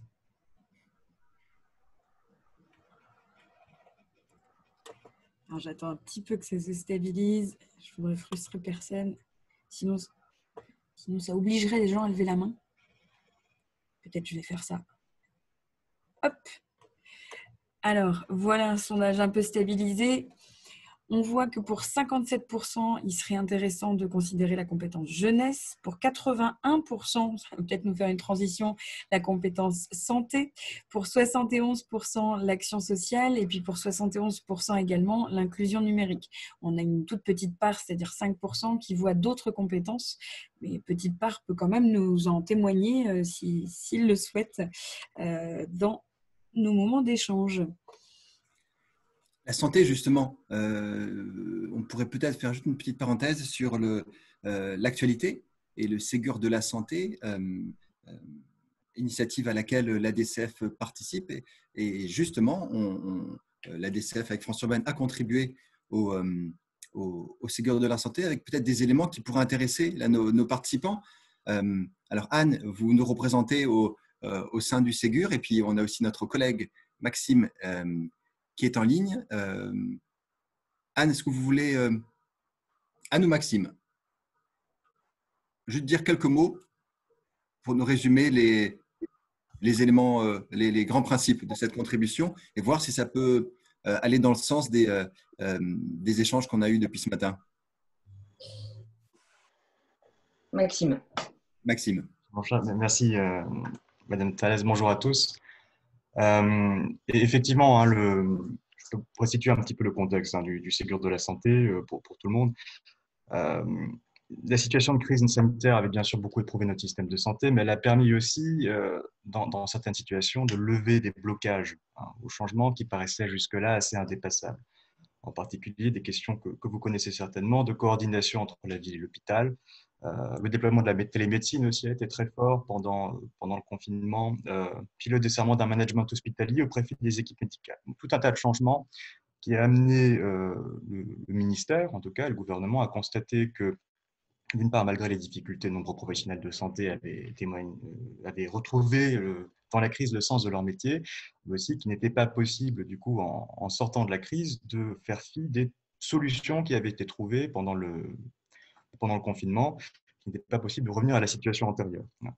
Et donc, à l'initiative du président de la République puis du ministère de la Santé, a été lancée cette concertation du Ségur de la santé qui s'articule autour de 3 axes, hein, très hospitaliers pour la plupart d'entre eux, sauf peut-être le quatrième, hein, qui s'intitulait « Fédérer les acteurs de la santé dans les territoires au service des usagers ». Et là, on retrouve en fait la thématique de notre conférence, cette idée de coordination, ce rôle d'ensemblier, de chef d'orchestre que peut prendre le territoire pour éviter la cacophonie des acteurs et réussir ces coordinations. Donc, c'est ce quatrième pilier que, avec le concours précieux, hein, notamment de Madame Terlez, mais aussi de Daniel Banquet, qui nous représente dans ces affaires, la DCF, avec François Ben, a souhaité contribuer, hein, sur ce sujet de cette fédération d'acteurs en publiant cette contribution avec nos amis de François Ben, avec lesquels nous travaillons déjà dans le cadre du plan Ma Santé 2022. Alors, cette contribution vise à promouvoir la capacité des collectivités du bloc communal à jouer ce rôle, hein, l'ensemblier. Elle s'organise autour de 4 points qui sont listés ici et que je vais aborder rapidement, chacun d'entre eux. Sur la question des périmètres, hein, on part d'un constat, d'un certain paradoxe en fait sur ce point-là. Les dernières réformes sanitaires, notamment avec la loi Hôpital, Patient, Santé et Territoire, avaient porté cette ambition de davantage territorialiser les politiques de santé. C'était les ARS, les groupements hospitaliers de territoire, les conseils territoriaux de santé. Mais cette architecture s'est inscrite dans une cartographie assez spécifique, hein, assez singulière à l'administration sanitaire. Ce sont tous les périmètres de santé qui sont mis en place par les ARS et que vous pouvez connaître dans vos échanges avec eux et qui ont favorisé finalement un fonctionnement en silo et empêché les collectivités territoriales de pleinement s'investir et de contribuer aux politiques de santé. Elles sont par là un peu sorties du jeu. On peut trouver ça dans d'autres administrations nationales aussi qui, chacun s'inscrivant dans sa propre cartographie, empêche finalement les coordinations. D'où la demande d'articuler davantage ces périmètres, vous avez là quelques exemples listés, avec ceux des collectivités territoriales. L'idée étant qu'une remise à plat de cette géographie, notamment en prenant acte désormais de l'achèvement de la carte intercommunale à l'échelle de nos bassins de vie, permettrait aux élus de mobiliser la légitimité que leur confère le suffrage universel pour fédérer les acteurs de la santé et du champ médico-social et social autour de leur projet de territoire. Ce besoin de coordination, on l'a déjà évoqué, je n'y reviens pas, mais il a pour conséquence aussi une remise à jour des gouvernances, hein, évidemment. En découle de cette articulation de périmètre qu'on appelle de nos voeux, la demande de davantage de subsidiarité dans les prises de décision, et c'est notamment une demande des professionnels de santé. Il faut pour cela, et à notre sens, que les élus locaux aient davantage voix au chapitre dans la prise de décision et pas seulement dans la représentation dont ils bénéficient déjà dans le cadre des institutions de démocratie sanitaire comme les conseils territoriaux de santé. Donc, c'est d'une part davantage de pouvoir aux équipes de terrain, mais c'est aussi permettre à l'intercommunalité, notamment, et aux élus locaux, d'être mieux représentés dans les conseils de surveillance des hôpitaux, des groupements hospitaliers de territoire, favoriser leur participation à la gouvernance des communautés professionnelles territoriales de santé. C'est ce nouvel objet créé il y a quelques années qui vise à organiser et à coordonner la médecine de ville. Donc voilà, cette question des gouvernances est beaucoup revenue vis-à-vis de nos élus. On a pu l'évoquer un certain nombre de fois. Sans pour autant qu'elle aille dans le sens de limiter finalement le pouvoir du médecin ou du professionnel de santé. Vous savez que les décisions médicales, hein, relèvent bien toujours du soignant.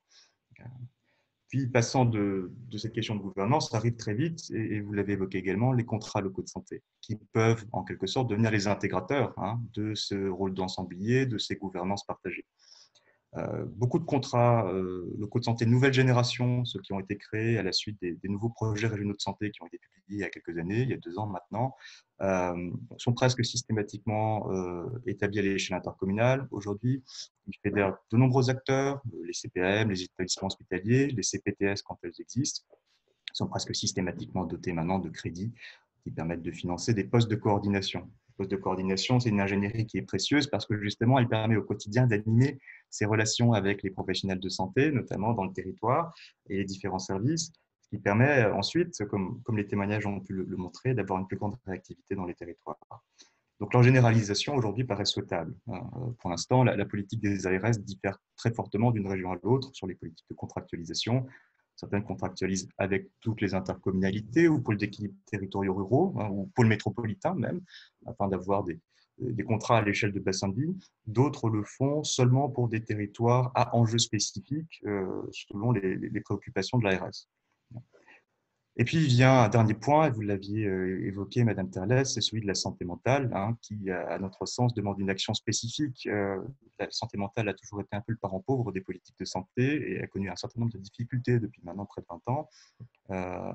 L'idée est qu'il faut bien une action spécifique pour la santé mentale, sinon elle risque de ne pas être vraiment traitée. Or, il se trouve, et dans la ligne de nos échanges hein, sur ces enjeux de coordination et de chef d'orchestre, hein, qu'il existe déjà un outil très très pertinent en fait pour la santé mentale que vous connaissez sans doute, c'est le Conseil local de santé mentale.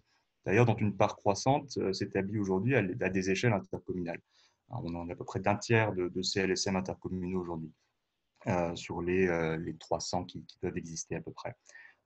Le confinement a bien sûr mis en lumière les très grandes difficultés psychiques que peuvent rencontrer certaines populations, notamment croisées avec des difficultés économiques et sociales, hein, notamment vis-à-vis du logement, vis-à-vis de problématiques qui pouvaient être antérieures, mais aussi des inquiétudes économiques sur les suites hein, de la crise. Beaucoup d'actions ont été mises en place, des cellules d'écoute, et il s'agit maintenant, quelque part, de les consolider. Les CLSM montrent une capacité de coordination, parce qu'ils sont faits pour ça aussi, qui jusque-là, des retours qu'on a, est très, très bénéfique, notamment des actions en lien avec le secteur du logement, une coordination, bien sûr, avec l'action sociale.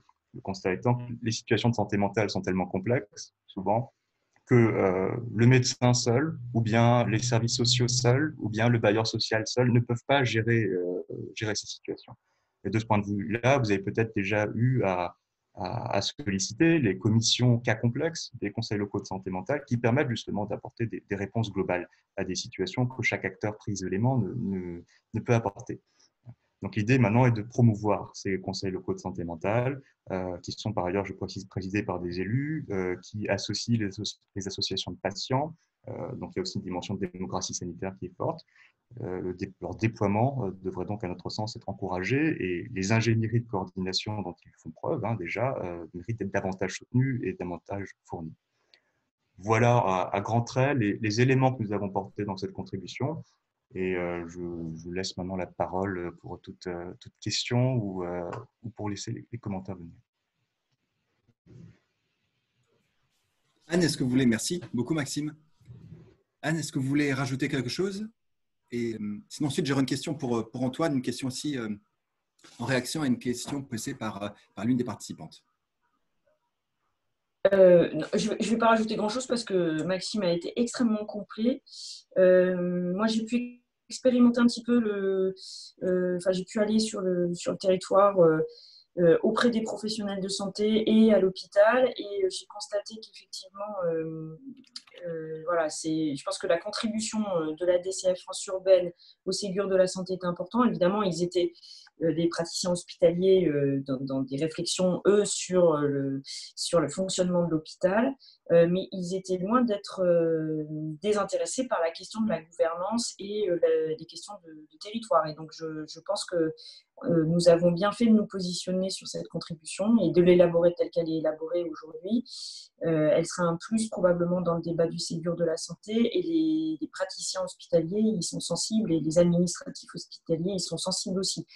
Je pense par ailleurs que voilà, sur les questions de gouvernance, il y a la question des territoires et de l'adéquation des territoires qui est très importante, peut-être plus encore pour eux que pour justement renforcer ce lien ville-hôpital et être très efficace, et probablement plus que la question de l'implication des élus est importante pour eux, mais ils l'envisagent presque à l'échelon régional en fait. Et en tout cas, ils se disent que les élus font mieux que les services de l'État. Et donc, en fait, ils souhaitent qu'on puisse porter politiquement l'intérêt de l'hôpital. Voilà. Et donc, je pense que c'est vraiment important. Elle est vraiment importante, cette contribution. Merci, Anne. Antoine, je profite du sujet santé pour partager avec vous une question posée par l'une des participantes sur la complémentarité entre la démarche du contrat territorial global signé avec la CAF et d'ailleurs une question, c'est bien un contrat signé entre la CAF et l'intercommunalité, donc territoire Terre de Montaigu. Et donc, quelle complémentarité entre la démarche contrat territorial global et la démarche contrat local de santé, ce qui peut-être aussi nous permet derrière de parler plus généralement de la contractualisation et de ce que la DCF porte depuis de nombreuses années, c'est-à-dire arriver vers une contractualisation un peu plus globale, un peu plus transversale, un peu plus intégrée, dans laquelle d'ailleurs on retrouverait toutes ces contractualisations qui pour l'instant existent plutôt en silo. Antoine. Ouais, donc nous on a trouvé que la complémentarité elle était extrêmement puissante. Vous prenez par exemple les politiques jeunesse, quand il s'agit de construire avec la CAF un programme d'appui sur des questions de prévention à toute forme de risque. Quand vous prenez voilà, toutes ces questions autour de programmes qui sont encouragés par la CAF, vous retrouvez en fait le pendant sur les questions de santé dans le cadre du contrat local de santé, sur les questions parfois en lien avec les départements, dont je partage avec Anne le fait qu'ils ont été quand même bien absents, dans le cadre des maisons départementales des adolescents, etc. Donc en fait, nous on a trouvé à chaque moment qu'il y avait des complémentarités partout, à condition qu'on parte pas des compétences de chacun, mais qu'on parte bien des publics. Et donc, et c'est ça où ça a été un gros travail et ça a nécessité de la part de l'agence régionale, quand on a fait notre contrat local de santé, qui s'accorde bien sur l'adéquation du périmètre, comme vient de le dire Anne, puisqu'à partir du moment où finalement l'intercommunalité ou le PCI elle est, comme je le disais tout à l'heure, le spécialiste du territoire. Elle est capable de dire voilà mes habitants comment ils vivent, voilà ses besoins, voilà. Ils vivent pas façon. Ce ne sont pas que des usagers d'un service, naturellement. Ils vivent là, voilà. Et donc c'est très transversal, c'est très large, c'est du voisinage, il y a toutes formes de choses. Et donc apparemment on les regarde comme ça. Et donc nous on a finalement regardé nos publics, même pas en âge. On a dit il y a ceux qui vont bien, voilà. Donc pour cela il y a de la prévention. Alors c'est de la prévention au handicap, c'est de la prévention à la maison de retraite, c'est le maintien à domicile, mais c'est aussi la prévention aux addictions, c'est voilà, ou des questions de santé. Il y a ceux qui vont pas bien pour des raisons qui peuvent être psychiatriques, qui peuvent être de santé, qui peuvent être de problématiques sociales. Et puis il y a ceux qui sont en institution, ils sont dans un EHPAD, ils sont à l'IME, etc. Voilà. Donc, en fait, ça a été notre porte d'entrée générale sur les deux, le contrat local de santé et la CTG. Et finalement, à chaque fois, on s'est rendu compte que les acteurs des uns et que simplement mettre tout le monde autour de la table, ça permettait de démultiplier de façon incroyable les actions qui pouvaient être posées.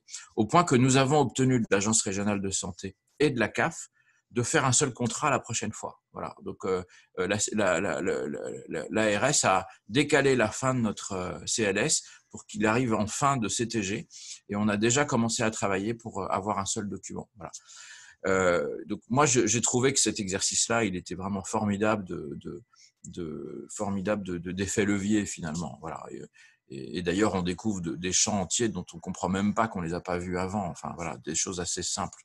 C'est une vraie leçon d'ailleurs pour la sortie de confinement, puisque le confinement du coup a accéléré ça, le fait de voir quels étaient les acteurs qui étaient présents, qui étaient disponibles et qui avaient quelque chose à dire finalement sur la logique des publics. Je voudrais rajouter un point sur ce qu'a dit Anne tout de suite sur la question de santé. Il y a quelque chose qui est vraiment important dans la méthode. On évoquait par exemple tout à l'heure les CPTS, par exemple. C'est que les gouvernances partagées dans lesquelles les intercos peuvent être là, peuvent être présentes, on le voit pour l'hôpital, etc., que ne fassent pas pour autant la confusion de tout. Voilà. C'est-à-dire qu'il y a une gouvernance de l'hôpital qu'il faut sans doute élargir, mais qui doit bien être au service de l'hôpital. Et du point de vue de l'acteur, il ne faut pas qu'il se mêle de tout non plus. La CPTS, on a eu un grand débat, nous, avec l'Agence régionale de santé, pour savoir si la CPTS devait prendre dans son sein, au départ, l'hôpital ou pas. Et finalement, les intérêts ne sont pas les mêmes. Donc, c'est important qu'on ait tout le monde autour de la table. C'est important que la communauté soit sur son territoire bien l'ensemblière de ça, mais c'est important qu'on ait en face de nous des assemblées qui ne soient pas gouvernées simplement parce qu'il y a des acteurs autour de la table. Enfin, tout le monde ne doit pas être généraliste. Il faut bien qu'il y ait des acteurs qui soient organisés, spécialisés et dans le cadre de leurs intérêts. Voilà. en gros, à force de casser tous les silos, il faut quand même qu'il reste des spécialistes. Donc, ça doit bien être le rôle de la communauté, qui doit bien être la spécialiste du territoire et qui doit veiller à la transversalité. Mais si tout le monde veille à la transversalité, on ne fera plus rien du tout non plus. Voilà, c'est ça que je voulais dire. Romain, est-ce que je peux compléter sur la CTG? Oui. En fait, le gros intérêt de la CTG, c'est que clairement, c'est un outil de pilotage de nos politiques publiques. Voilà. Et en l'espèce, les CTG s'appuient sur le projet éducatif et social local, qui n'est jamais très loin et même qui se nourrit en fait du projet de territoire. Et les signataires, pour répondre un peu, parce que j'ai vu la question de Colline Bouvetot, chez nous, les signataires, c'est évidemment la CAF, la CARSAT, la MSA, la région, l'éducation nationale, l'ARS, l'État, les communes, qui porte également une CTG. Donc, la CAF maintenant a un peu de recul sur ces conventions.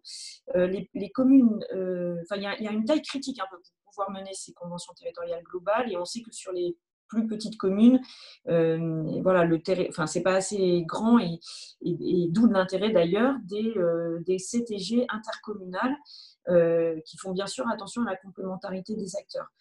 C'est vraiment un plus pour le territoire. Alors nous, on n'a pas encore, je retiens l'expérimentation d'Antoine sur la CTG qui va le contrat local de santé qui va être totalement intégré à la CTG. Mais par contre, nous, on a essayé de le faire, on essaye de le faire. C'est un peu long, un peu compliqué parce que c'est pas du tout dans les habitudes des services de l'État, mais de le faire notamment sur les comités de pilotage contrat de ville et sur les programmes de réussite éducative, en fait, en ayant une seule et même instance de gouvernance, puisque la CTG est un outil de pilotage des politiques publiques pour gérer ces dispositifs-là. Bon, l'État est les services de l'État des DCS notamment sont assez frileuses parce qu'elles ont besoin elles ont besoin de comités particuliers. Et pour dire la puissance de la CTG, mais on reviendra peut-être parce que évidemment c'est la possibilité pour nous d'avoir des diagnostics sociaux. Par exemple, nous on a mis le doigt sur le fait que sur notre territoire, 26% des enfants de 0 à 17 ans étaient en situation de grande pauvreté. Et du coup, forcément, ça donne une indication des politiques publiques que nous avons à construire. C'est vraiment, moi j'encourage tout le monde à construire ces CTG, c'est vraiment important. Merci Anne, merci Antoine. On a, je crois, 2 voire 3 demandes de prise de parole. Oui, tout à fait. Alors, Monsieur Bartoli qui voulait poser une question. Monsieur Bartoli, si vous activez votre micro, on devrait vous permettre de parler. On devrait vous entendre. Allô, vous m'entendez? Tout à fait. C'est bon. Bon. Bonjour Madame Terlet. Et bonjour à tous les autres. Bonjour Romain, etc. Bon. Oui, une question très très courte à propos du dernier sondage, du dernier mini-sondage. Une petite réaction de ma part quant à la jeunesse et l'action sociale. Je pense un petit peu à l'image du contrat de ville et de l'acte transversal qui concerne la jeunesse, par exemple. Les intercommunalités peuvent favoriser ce rôle d'ensemblier, mais la responsabilité globale, pour moi, revient à la commune, y compris pour l'action sociale, ne serait-ce que pour une raison très simple qu'on a vue il n'y a pas très longtemps, c'est-à-dire avant-hier. Il y a une question de responsabilité politique. Ce sont quand même des actions qui mettent directement en présence les élus et la population. Donc, il faut que les élus aient les moyens, notamment au quotidien, de pouvoir mener cette politique. Par contre, le rôle d'ensemblier de l'intercommunalité est primordial également. Donc, on est dans un principe de subsidiarité, en fait. Voilà. Merci beaucoup. Merci. Merci François. Oui, Emmanuel? Je veux bien répondre sur cette compétence-là parce que la jeunesse soit sur les communes, il faut voir les territoires parce que nous, enfin, je vais prendre l'exemple de Valence-Romand-Aglo, donc on a 54 communes, 226 000 habitants. On a une compétence qu'on a mis territorialisée, c'est-à-dire que sur les communes de moins de 5 000, c'est l'aglo qui le porte parce que sinon les communes n'avaient pas le moyen de le faire, donc on le porte ensemble. Et les communes qui sont plus conséquentes, qui ont mis en place déjà un certain nombre d'actions et qui sont souvent maillées avec les les maisons de quartier, donc il y a un maillage, c'est les communes qui le portent. Pour autant, on fait l'assemblée, enfin, on a un travail de mettre en place une concertation, une réflexion commune sur les actions. Mais je pense que voilà, ça dépend aussi de la taille. Et pendant longtemps, on était un peu coincé dans cette approche-là parce qu'en disant une compétence, il faut qu'elle soit portée entière et globale. Donc, on était un peu enfin, c'était pas ça. Donc, on a un moment hésité parce que la loi ne nous portait pas. Puis jusqu'au moment où les élus ont dit, bon, bah, nous, c'est notre territoire, il correspond à ça. On ne peut pas le faire sur l'ensemble des communes qui sont conséquentes parce que c'est déjà bien structuré et ça démaillerait trop de choses. Par contre, les moins de 5000, elles n'ont rien et on a besoin parce qu'on a des jeunes. Et puis, les jeunes, eux, ils passent d'un territoire à l'autre. Donc, il faut aussi qu'on se maille et qu'on se coordonne. Donc, voilà. Donc, moi, je pense qu'il faut qu'on ait des solutions. Dans la loi, quand on dit qu'il faut de la différenciation, il faut qu'on l'ait au niveau national, mais aussi localement. Moi, je partage complètement cette idée que la différenciation, il faut aussi qu'on se l'applique. On la réclame de l'État, mais il faut aussi qu'on se l'applique. Et effectivement, on voit bien qu'il y a une différence entre les communes les plus rurales qui n'ont pas toujours les moyens et qui demandent donc à l'interco de porter. Il faut territorialiser nos politiques et c'est ce qu'on fait aussi. Je pense que l'un n'empêche pas l'autre et on voit bien que sur certaines politiques publiques, on est quand même obligé d'avoir cette coordination intercommunale. J'ai un exemple en tête, je ne l'ai pas cité au début, mais évidemment, la question des violences intrafamiliales a été prégnante. On a été très préoccupés par ces questions-là pendant le confinement. Aujourd'hui, on est en train de construire une recherche-action en fait, qui va nous permettre d'avoir une coordination, mais celle-ci ne peut se faire qu'à l'échelon intercommunal. C'est clair que nos quartiers prioritaires, ils sont sur les 2 villes, puisqu'on a un bipôle urbain sur le territoire senneur, donc les 2 principales villes, Louviers, ville-centre, et Val-de-Reuil, ville-nouvelle d'ailleurs.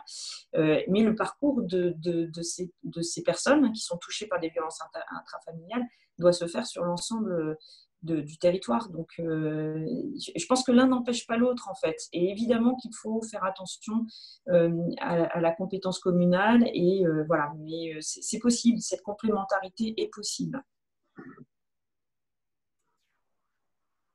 Alors moi, je partage aussi 100%. Avec un petit exemple, on s'est dit, l'ensemble des communes, qu'on avait une action prioritaire à mener dès cet été pour les familles qui partiraient sans doute pas en vacances ou pas longtemps pour des raisons de confinement. Et donc, en matière d'animation jeunesse, on s'est rendu compte que certaines communes étaient armées, d'autres ne l'étaient pas. Et donc, on s'est dit, tant pis, on ne va pas se préoccuper de savoir qui fait quoi, quelles sont les compétences. Voilà. Là où il y a quelque chose, on en fera la promotion. Là où il n'y a rien, on va faire. Et puis si pour des questions sanitaires, on a des agents publics qui n'ont pas tout à fait rouvert dans les questions culturelles, etc., on va les mettre au service des communes pour faire un certain nombre d'animations. Et puis tant pis, quoi. Voilà. Donc là-dessus, c'est vraiment important. Et puis sur la question des violences intrafamiliales, alors je partage vraiment. Voilà, nous, on a une très, très, très belle collaboration pendant la crise Covid avec la gendarmerie. On a mené des opérations pour aller, malheureusement, si j'ose dire, reprendre contact avec les clients habituels pour voir comment ça allait, puisqu'il n'y avait plus de lieu de détection, il n'y a plus d'école, il n'y a plus de bureau. Voilà. En revanche, reste une angoisse considérable sur la question de l'enfance, des maltraitances à l'enfance. Et on a eu pour le coup un mal de chien, et c'est là où une analyse des besoins sociaux, en l'occurrence là, elle était venue de la CTG dans nos analyses, mais sans ça, on ne l'aurait pas vu. Sur mon territoire, j'ai une centaine d'enfants qui sont sous une mesure d'accompagnement d'éducateurs, soit par le juge, soit par le président du département. Si on n'avait pas fait ce travail de réflexion avec la CTG, on ne l'aurait même pas su. Parce qu'à l'échelle communale, c'est quelques-uns, on ne le sait pas, les assistantes sociales ne nous le disent pas, etc. Voilà. Mais quand vous savez que sur votre territoire, vous avez une centaine de jeunes qui font l'objet d'un suivi par un éducateur et que l'éducateur il est confiné chez lui parce que le juge a décidé que c'était comme ça pour des questions sanitaires, là, on voit bien que la question de savoir si on respecte la compétence communale ou communautaire, elle est dépassée, quoi. Voilà. Donc là où la commune fait, ça sera certainement mieux fait que la communauté. Je suis d'accord avec François Bartoli là-dessus, parce qu'elle est de proximité, elle a ses outils. Mais enfin, dans beaucoup de cas, il n'y a surtout rien, quoi. Donc, il faut y aller. Voilà. Merci Antoine. Cécile, je crois qu'il y avait d'autres prises de parole. Oui, tout à fait. On a encore deux mains levées. Je vais donner la parole à Madame Hervé avant de la donner à Monsieur Verber. Alors, Madame Hervé, si vous activez votre micro de votre côté, on devrait vous entendre. Oui, bonjour, c'est bon, on m'entend bien? Oui, tout à fait. Oui.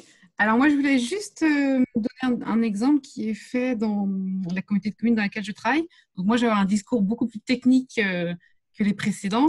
et du coup, surtout pour témoigner un peu de la mise en place des politiques publiques communautaires. Donc, en effet, nous aussi, nous avons un contrat local de santé porté à l'échelle d'un pays, le pays de Brest, exactement. On a aussi toute la question qui a été travaillée autour d'une CTG. On avait anciennement un contrat enfant-jeunesse qui doit être renouvelé. Et donc, la CAF nous a fortement incité de travailler sur une CTG. On a aussi les contrats de territoire qui sont aussi portés avec les départements. Et est arrivée à ce moment-là une volonté politique de vouloir travailler sur le vivre ensemble sur le territoire. Qu'est-ce qui contribue à la cohésion sociale? Qu'est-ce qui participe au vivre ensemble? Et donc, techniquement, on a travaillé à la mise en place de groupes de travail et il s'est avéré on a fait le constat qu'on multipliait en fait les instances, les groupes de travail et on sollicitait toujours les mêmes acteurs.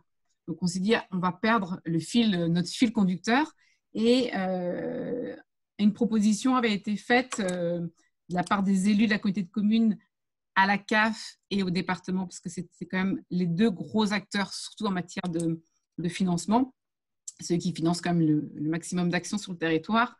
Et nous partons en fait sur le schéma d'un copil très élargi où nous avons des acteurs, donc nous avons le département, la CAF, on a des acteurs de cohésion structurants au niveau du territoire, comme un centre social, un espace de vie sociale. On a aussi la maison de l'emploi qui regroupe Pôle emploi, des associations d'insertion, l'éducation nationale aussi, et puis d'autres structures comme les CLIC et des associations autour du handicap. Et donc, du coup, la déclinaison, c'est d'avoir un comité technique où il y a des techniciens qui travaillent à la mise en place de ce qui est impulsé par le COPIL et sera décliné des groupes de travail qui, eux, travailleront vraiment à la mise en place d'actions concrètes sur le territoire. Donc, on travaillera avec les centres de loisirs, avec les espaces jeunes, avec d'autres structures, un peu les CCAS des communes. Voilà, l'idée un peu, c'est de partir sur une volonté un peu commune et de décliner en action. Alors, il y a eu bien entendu des enjeux partagés parce qu'on ne peut pas partir sur tous les fronts. Donc, il y a des enjeux, il y a 4 enjeux qui avaient été retenus et partagés par l'ensemble des membres du COPIL. Et donc, c'est vraiment sur ces questions-là que le travail de cette structuration va se porter. Et bien entendu, après, chaque structure, chaque partenaire continue de travailler dans son domaine d'action sans ingérence de la collectivité, si je puis dire, ou de comment... Je perds mes mots, je suis désolée, ou d'ingérence de la collectivité. Voilà vraiment le témoignage que je voulais apporter, sur la complémentarité entre CTG, contrat local de santé, et puis d'autres outils de contractualisation. Merci beaucoup, c'est très clair. Cécile, il y avait, je crois, une autre demande? Tout à fait, je remercie Madame Hervé.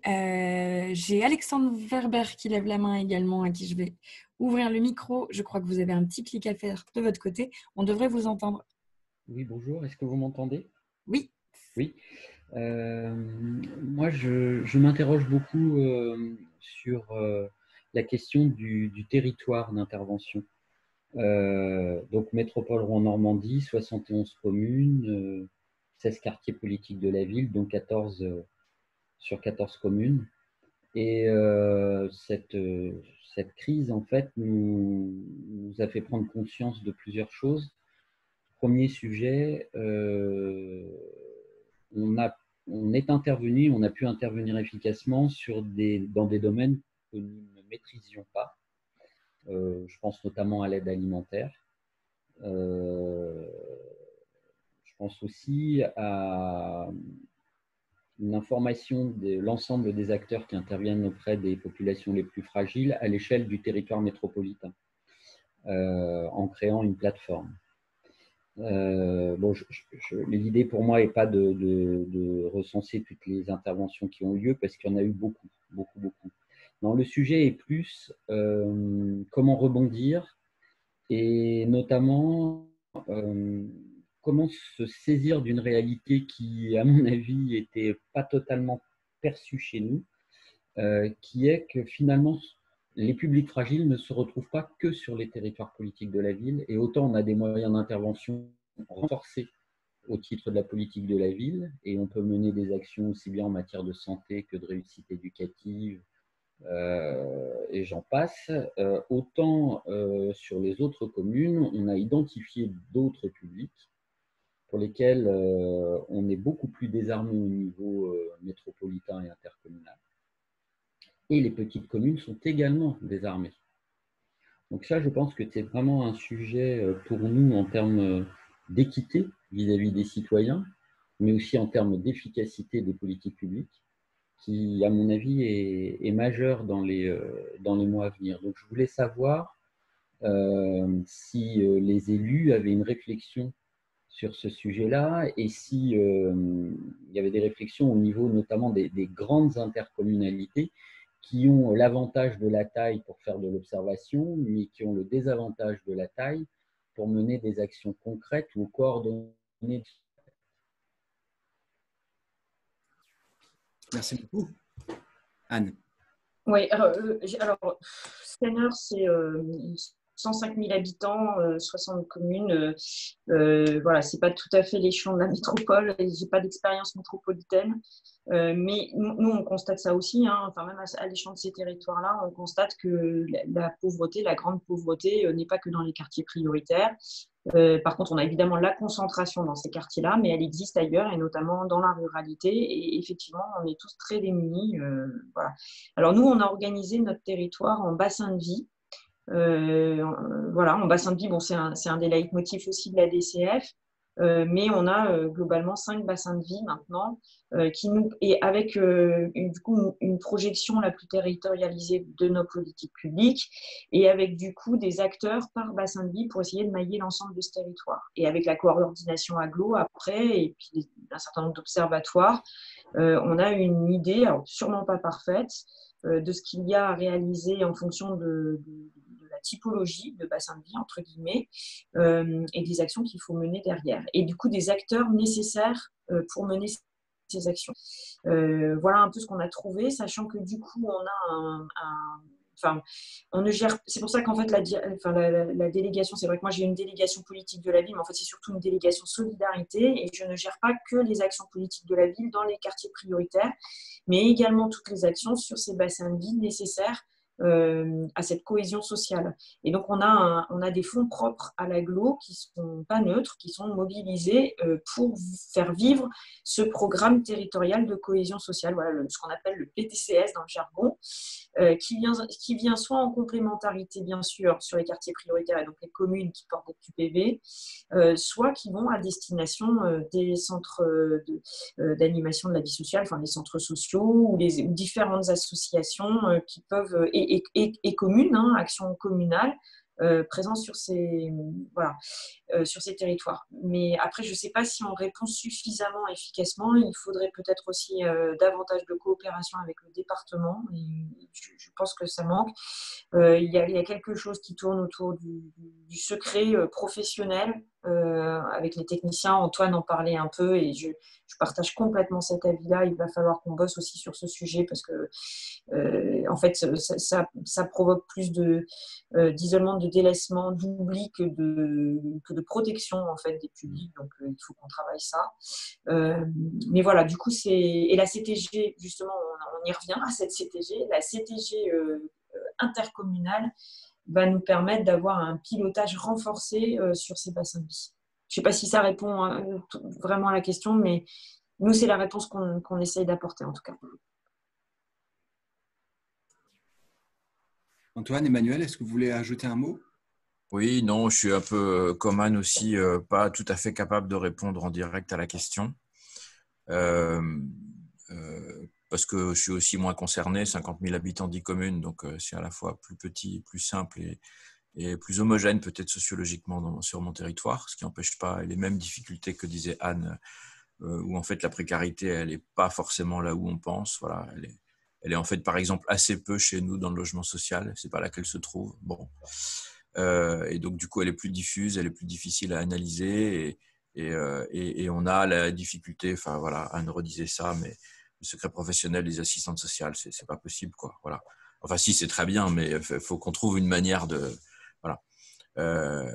Donc, la nécessité. Voilà. Il y a une autre difficulté peut-être, mais je pense que la CTG permet aussi d'en résoudre une partie. Je ne vais pas dire tout, mais une partie. C'est qu'en matière d'action sociale ou d'action jeunesse, pour la partie qui est conjointe, on a aussi des écarts quand même forts de philosophie dans nos communes, entre celles qui ont une politique volontaire ou volontariste, comme on veut, c'est-à-dire qui souhaitent pouvoir contrôler l'action publique et qui recherchent des résultats qui sont de l'ordre de la volonté politique. Et puis, on en a beaucoup chez nous aussi qui sont dans la logique de la délégation de compétences sans contrôle et sans indiquer de volonté politique au monde associatif. Et donc, en fait, enfin, moi, j'ai un certain nombre de communes qui, quand on interroge même les adjoints aux affaires sociales, on a très, très peu d'indications sur ce qu'il faudrait faire, sur la connaissance effectivement de la population, qui ne sont pas capables de dire quels sont les besoins, parce qu'en fait, ils donnent des subventions qui peuvent être généreuses à tel ou tel type d'association pour la jeunesse, à tel ou tel type d'association pour l'aide alimentaire, et finalement, sans en vérifier ou sans en partager les besoins des bénéficiaires, etc. Voilà.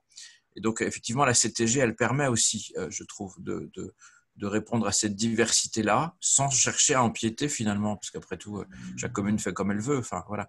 Le fait de répondre à tout prix est déjà une volonté politique, voilà, qui n'est pas forcément… alors évidemment, quand on a à cœur à ça, on ne comprend pas, mais il n'empêche, il faut aussi le respecter, quoi. Il faut aussi respecter ça. Voilà. Donc, voilà, c'est un complément. Je sais que ça ne répond pas non plus tout à fait à la question, mais ça la complète. On a une dernière main levée, peut-être, Romain, ça nous permettrait de… Une fois n'est pas coutume, on est un petit peu en retard, mais comme on est tous dans nos bureaux, ça va. Alors, j'ai Madame Catherine Duru qui lève la main, effectivement, à qui je vais permettre de parler. Logiquement, Madame Duru, si vous activez votre micro de votre côté… Ah. Madame Duru, est-ce que vous m'entendez? Si vous activez… Je pense que vous avez un petit clic à faire sur votre micro. Ah, peut-être que on va finir sur un petit raté de micro. On n'en avait pas eu jusque-là. Alors, ah si, on vous entend. Attendez. Ah. Oui, bonjour, je m'appelle Catherine Durut. Je suis agent d'une communauté de communes. Voilà, donc juste par rapport à ce qui a été dit précédemment, au niveau des associations de délégataires, depuis 2014, on a été précurseur dans la mise en place des services sociaux d'intérêt économique général, qui permet à la fois de pouvoir avoir des partenariats très serrés avec des associations avec lesquelles nous sommes vraiment partenaires, dans ce dispositif qui est un dispositif communautaire, qui a permis d'être élargi grâce à la loi Fillon de 2010. Grâce à ce dispositif, on a une intangibilité de la compensation qui est très lourde. Par contre, ça nous permet à la fois d'avoir une participation avec l'association, un contrôle aussi par rapport à ce qui se fait, et par le biais de ce qui est signé dans les conventions qui sont je dirais, très détaillées, de voir comment sont menées les politiques publiques tout en respectant les valeurs éducatives de l'éducation populaire avec les associations avec lesquelles on travaille. Voilà, ça c'était la première chose par rapport à ce qui avait été dit au préalable. Donc, moi, j'ai eu la chance et beaucoup de travail de coordonner et de mettre en place. Donc, j'ai coordonné les petites enfances, jeunesse, l'action sociale et le plan local de l'habitat, voilà, pendant une dizaine d'années. Là, je suis détachée complètement auprès de l'action sociale qui est vraiment à développer. Donc, par rapport à ça, ça m'a permis d'avoir une vision complètement transverse et donc de pouvoir discuter avec les élus, de faire une analyse des besoins sociaux sur les 0-99 ans. Voilà. Donc, en fait, prendre en compte l'ensemble des problématiques ou des problèmes ou problématiques, ça dépend comment on veut l'exprimer, sur le lien à la population. Donc, cette analyse des besoins sociaux est lourde puisqu'il y a eu d'analyse macro qui a été faite avec les données notamment de la caisse d'allocation familiale qui ont été, puisque c'est les plus récentes, hein, sur lesquelles on peut s'appuyer le plus au niveau des allocataires. Avec ces analyses macro, ça a permis aux élus d'avoir déjà une première vue d'un territoire qu'ils ne connaissaient pas, et notamment une très forte gentrification. Et donc, on peut citer Tocqueville, hein, il vaut mieux être pauvre parmi les pauvres que pauvre parmi les riches. Et donc, et c'est pas forcément dans les LLS, hein, forcément qu'on va trouver ce genre de problématique. Voilà, ça c'est la première chose. Et après, il y a eu une seconde analyse qui a été faite, une analyse micro, auprès de l'ensemble de nos partenaires qui font partie du COPIL, que ce soit Pôle emploi, que ce soit la mission locale, que ce soit le CLIC. Et il y a eu un questionnaire aux habitants qui a été diffusé par voie informatique et pour les aînés par papier. Et donc, ça nous a permis d'avoir un retour, et ce retour, pareil, a étonné les élus. C'était à étonner les élus par les points, comment dire, excusez-moi, je perds mes mots, par les points d'intérêt des personnes par rapport à ce que eux croyaient. Voilà.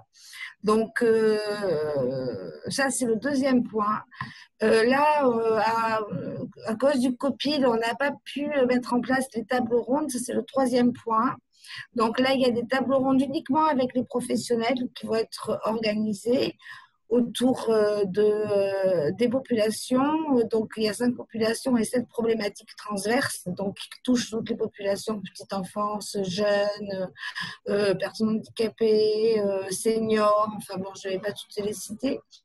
Et les problématiques, et notamment celle de l'accès aux droits. Voilà, parce qu'on se rend compte qu'il y a énormément de difficultés à l'accès aux droits et de l'électronisme aussi, puisqu'il faut savoir qu'en 2022, tout est dématérialisé, donc je ne sais pas comment on va pouvoir accompagner nos aînés.